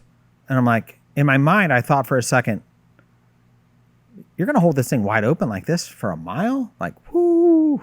And the engine speed's coming up, and it doesn't change gears until 9,200. And it's a really incredible durability test. Like the durability testing that you get to do on components out there, it's like when someone calls and they're like, hey, I want to get this piston. And you're not selling them a piston because you figured out some marketing scheme to sell a piston that you call your own, or you changed something, or you don't even know what the hell it is you're selling, but you're selling it because you're in the marketing business. That's a way different thing than saying like, no, dude, that part right there, that part's plenty strong. And that's a huge advantage. You know what I mean? Like all these 2JZ components, I can sell them with full integrity, full commitment, knowing those components are better than good enough because I've already tested them. Right. And that's a big deal. You know what I mean? Like going back to the turbo thing, like reliability. It's like, bro, I had the turbo wide open for, 65 seconds. And then I just shut it off because you got to shut it off because something may be on fire. Yeah. You know what I mean? Like I did a health check. I'm like, man, I got oil pressure. The engine sounds good. Time to shut it off. What I should have done is let it idle for 3 or 4 minutes because the turbocharger is probably a nuclear temperature. So like that's durability testing. Like who's doing that? That's Bonneville. Bonneville, all those racers out there that are running those types of engines, whether they're domestic engines or motorcycles or whatever, those dudes are putting stuff to the test. Really putting it to the test. Was that the record? Did you set the record? The record is it's a little bit less convoluted than internet records. Okay. Because internet records, you just make them up as you go. You could have the world's fastest blue Ford Ranger with a 2.3 liter and a nitrous kit, right? But out there, they're in a book. There's a structure to it. The vehicle type, the vehicle displacement, the fuel used. Okay. So those are your major kind of containments that if you want to go out there and you want to break my record, you need a F is the engine displacement. Okay. So it's like 2 to 3 liters. And you need a blown fuel meaning methanol, nitromethane, anything that you can cook up, rocket fuel, propane, blah, blah, whatever you want, streamliner. And then in gas, it would be a gas streamliner where you're only allowed one fuel. They supply the fuel. They seal the tank for you. Yeah. It's like C16. Sunoco's brand of C6. Sunoco's flavor of C16. Yeah. But the records go in a book. And I think that makes it pretty neat because like I've been with racers before where someone else has lost their record and that they can't wait to go over and say, that was badass, man. Now I got something to go after. Yeah. You're kind of like racing yourself. It's a gentleman's game. The pedigree of the people, the character of the people, the community, and land speed racing as a whole, they're really, really neat people. Yeah. Like there's a farmer in Northern California, and she shows up and helps, and she's just a joy to talk to. And there's a dude that used to work at Area 51, and he won't tell you, but he knows. You know what I mean? Like, it's cool. It's beyond cool. Yeah. Would that be the record technically for a 2J though? Engine? Sure. Like I think 300. So. Now here's where it gets murky, because a buddy of mine called me and he's like, is that the world's fastest import? And I go, I don't know. Because what if some Aussies put together some motorcycle engine thing that went faster? I don't know. I don't keep good enough track of it. But I don't think anyone has gone, well, there isn't anyone that's done this stuff with a JZ the way that we're doing it now. That's crazy. So 385 that car went. And that car will go over 400 miles an hour. It was so underpowered in second and third gear, and then you just put bigger turbos on it, and you just run it at like 55 or 60 pounds of boost, and it will easily do it. It'll be the same exact thing that it's always been. A dude with a small displacement engine shows up to an event with a turbocharger and a small displacement engine, and the guys with the big engines go, that'll never work. And they see you break it, and then they laugh at you, and then you figure it out, and you can make more power. Like, there's a dude out there. He's a badass dude. This dude, he doesn't even need to open his mouth. He's a badass of a man. Yeah. You can see it in how he carries himself. And he watched the cars run this year with JZs. Two of the cars performed really, really well. And he kind of gave me the look. And I said, I'm just the guy with the little engine, man. And now I'm on his radar. You know what I mean? Because he's got this 500 cubic inch nitromethane. The sound of it is just like it goes in your chest. It's incredible. And I'll just be the guy with the little engine. And it's cool. I like it. I like that part. That's so cool, man. That goes back to the appreciation, like I was saying earlier, like in the beginning of the podcast, when the guys who are in this domestics, do they ever look at the imports and say, like, maybe I should give it a shot? Is it even worth it? I think that one of the things we probably burn a lot of bandwidth up in is comparing whose toy's better. Yeah. And it's like, you got a toy, you like it? Cool. Yeah. I got a toy, I like it. Cool. Maybe we'll race. But it doesn't need to be this thing. You know what I mean? Like, some of those Honda guys got a major chip on their shoulder. And I've dealt with it since I was a kid. I'm like, dude, I like your stuff too. Yeah. Like, that's one thing that's really been a blessing in my career, is once I accepted that someone else's dream wasn't mine to like. Yeah. I just needed to help them get it done. Right. My job got way easier, because I used to be like, that's a dumb dream. If someone was going to do something that I knew wasn't going to work out, yeah, I would say that's a dumb dream. And then as I matured, I would just be like, I'll help you the best I can. And it wasn't that I was going to milk them out of their money. I was going to help them understand that they weren't going to 10. Yeah. But they were going to go to 7, and there was a lot of fun to be had at 7. You know? So it's just but if you're into cars, you're into cars. I don't really care what you're into. If you're into motorsports, you're into motorsports. The other day I got in these conversations about these dudes that race trophy trucks. I'm like, I cannot afford $1 million trophy truck, but I would sure like to go for a ride in one. Yeah. You know what I mean? Yeah. Like those dudes in the Middle East that drive on 2 wheels for fun. Like, to get in a vehicle and ride around on 2 wheels was an incredible experience. I think I stood up out of the window because I looked at the dude. I'm like, this dude's got it. He's completely comfortable. I'm like, I'm going out the window. You know what I mean? Like, just dumb. But that's what the dude's into. Yeah. So I don't care. The import domestic thing. I think Jason Miller probably does it best by saying, like, show up and race. Yeah. Show up and race. And you have these, a rotary versus a big block, and they run numbers that are just so tight. Yeah. That's why that event is such a success, because we get to go all the way back to just racing each other. Yeah. I don't give a shit what combo you have. That's cool. So with all this maturity that you've built up over the years and obviously experiences, I'm assuming you're bringing that into RS Garage. So what does that look like for you? What is the future of RS Garage right now? And RS is Real Street, I'm assuming, right? Yeah, RS. because I can't take that away. I can't change that. So Real Street was a class that I raced my Mustang in. Okay. So Real Street was, it wasn't even my first idea. I just couldn't name my place Meagher Performance because everyone botches my last name. It would have literally been Meagher Performance.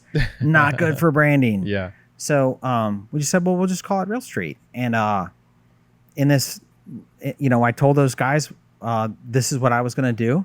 And if they really had a problem with it, they could have gone on Sunbiz and taken the name. Yeah. And they didn't. So, even though we don't want to do stuff together anymore, we both got to survive. Right. So it's like they can go become their corporate thing, and maybe they'll get bought by a PE firm, and maybe they'll get to be really rich dudes. Mm-hmm. And if that's what they want, cool.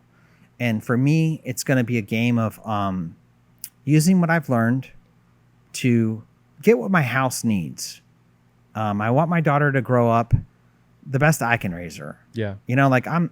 My wife is really a great mother to my daughter. She's like almost too much. She's mega intense with this child.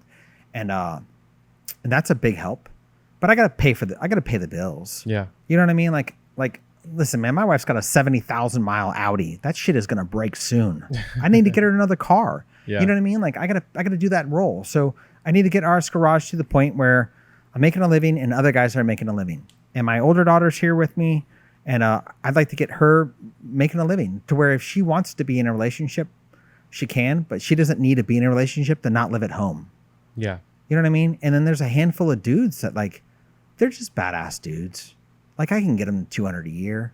If I can get a few badass dudes at 200 a year, I'll just be making money and it'll be okay. Yeah. And it's all there for me. I almost anywhere I go, I met with the same thing. It's like, hey, it's Jay from Real Street. I'm like, hey man, here's where I'm at now. And I got to beat the streets. I got to convert people over to saying like the other day, a guy said, I broke my engine and you logged on when I had built a new engine and you tuned my car for me. And I go, I did? He goes, yeah. I go, how'd it go? He's like, it was really good. And I go, cool, man. He's like, I'm back in the game. Can I buy some parts? And I'm like, yeah, man. I've been doing this for a long time. Yeah. So I got guys that went out because of life and came back in because of they could. Right. And they just got to find me. So that's, I think that makes a reasonably strong position for myself and for my family. And for the guys under me, because fortunately for me, most of the people that I work with, they know who they're dealing with. Yeah. They can love me or hate me. Right. They can say, I can't deal with that guy. And that's their thing. Or they can say I know he'll share and I want to work with someone that will share. So they'll just show up. Right. Yeah. There's dudes when I left, it's it was a crazy time, but one of the men said, hey man, I want to tell you that years ago you came into the office and you threw a $500 American Express gift card at me. And you said, hey, I think you need that more than I do. He's like, I was embarrassed, but I needed it. And I said, man, I don't remember, but cool. You know what I mean? Because the way that I looked at it is like, I don't need to eat the whole steak. Like, if the steak's too big, have some, man. It's okay. What am I going to do to myself by eating the whole thing? The last bite's not any better than the first.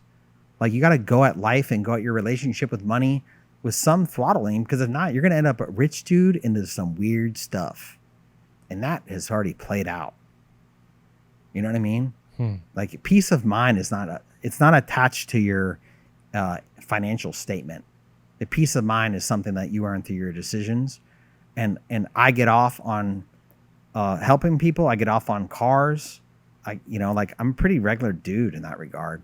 You're not going to see, there's not going to be this Jay scandal that you're like, I never saw it coming. You know what I mean? It's not happening. Yeah. It's not my thing. You know what I mean? So I feel like I got it pretty good like that. Wow. That's powerful, man. That might have to be a clip in itself. I don't really do motivational clips, but. Well, you owe it to yourself. And all these young dudes, man, that think they can't do it. Yeah. That's bullshit. There's the trades are starving for young guys with drive. Yeah. And I have a friend that's a plumber. He was one of my first guys at Real Street. His name is Ryan, and he's a plumber. And he's got it going on. Dude's fishing. Dude's home by 4 p.m. Dude's got a Porsche. Dude's looking at some JDM stuff, trying to put another car in the garage. Dude's got a house. He's a plumber. Yeah. So you want to be a plumber. You want to get into construction. You want to work on cars. Like these young kids go through a Mercedes or BMW training program. Yeah. Make some money for yourself. Like the internet eventually is going to play out. There's only so many people that get to be, superstars. Everybody else is going to have to do work. And the trades are a great place to make a clean living. That saying, the dirty hands, clean money, I love that saying. Because, my whole life, I walk into a place, the first thing people notice about me is my hands. And there's dirt. And the nails are dirty. And there's a piece of tape around a finger where I had to tape some shit shut and keep working. And they look at you like, dirty. And they look down. They look down on you. And I'm like, yeah, whatever, man. Like it was like I got to play Pretty Woman for a bit because I'm just me. But, like when I was rolling pretty hard with Real Street, like I had tremendous amount of credit available. Yeah. Where like, you got a credit card that you could charge $1 million on. And they just look at you like, well, what are you doing? I'm like, I'm in the trades, man. I'm in the cars, And the conversation normally ends because they want to talk about how rich they are. And I don't give a shit. Like Victor told me once, he said, I don't understand how people get off on counting other people's money. And I was like, thanks. You know what I mean? Like I can see a party that money is happening and everyone's sharing and there's enough money to go around. Yeah. But the dudes that are tight with money, the guys that are like trying to keep it all to themselves, I got nothing to do with those dudes. Those dudes are not like they play themselves. I just let them play themselves. I have to take a little business class from Jay. Oh, don't do that. well, Jay, this is a great conversation, a long one too. We're at 3:20. Oh, we got to go. But I do want to say thank you. Thank you so much for sharing with us. Yeah, thanks for waiting for me. I appreciate it. 100%. Like I said, this conversation, along with some loose ends that just got tied up with those guys, it closes the book for me. Yeah. And I've been waiting to close that book. Well, I'm happy that you wanted to share it on this podcast. Yeah. Not that, this is a podcast for drama, even though people may think about it like that, but it's mostly car related. It's not anything it's you, personal. man. When I met you, I watch a lot of people's stuff. And when I met you, I was like, I think that guy's got it. So maybe you're in the game in 15 years and we can laugh about this stuff. It's okay. Well, who knows? We'll see what happens. Yeah. Hopefully we can figure out something that we can, work together on or something. Yeah. Maybe a car project, or maybe we should build a Supra, have Jay build it. Who knows? It's not going to have an RB engine. Just going to. We didn't talk about 2J versus RB because I'm tired of talking about that. But you can't. I'm over it. Hey, you know what? The difference between 2J and an RB is? One of them is a highly loved engine in one country, and the other is a highly loved engine in the other country. And both of the boys that are playing with those engines are both having a good time, and it's literally arguing over blondes or brunettes. Like, bro, do your thing, pick your poison, have your fun. Oh man! But yeah, that's the best. That's the best answer, I think. Yeah. I'm content. That's why I didn't bring it up. Yeah. But yeah, I just do want to say thank you. Thank you so much. Make sure you guys also check out our video that we're going to be doing together with putting together a head. Yeah, there's a ton of stuff I'd like to, if time permits, there's a ton of educational stuff that I'd like to pair with you on management of hardware. Because hardware is something that the end user is in control of. Right. So we could teach a lot of people a lot of stuff. Well, we'll start with that video. So make sure you guys go check that out. I will put it in the comments below and also in the description and maybe up here actually. But if anybody's looking to work with you, RS Garage, they want to build a 2J or anything else, where can they find you, Jay? rsgarage.us. Okay. So Instagram. Yep. We have my guy Mo has been working really hard on a pretty large scale website project that is going to be very fruitful to everyone. And he's been managing sales along with two guys that are at his place. And just Instagram is RS Garage. Phone numbers on the website. Okay. We're accessible. And, in the next few years, we need to get another few team members and get growing. but it's there.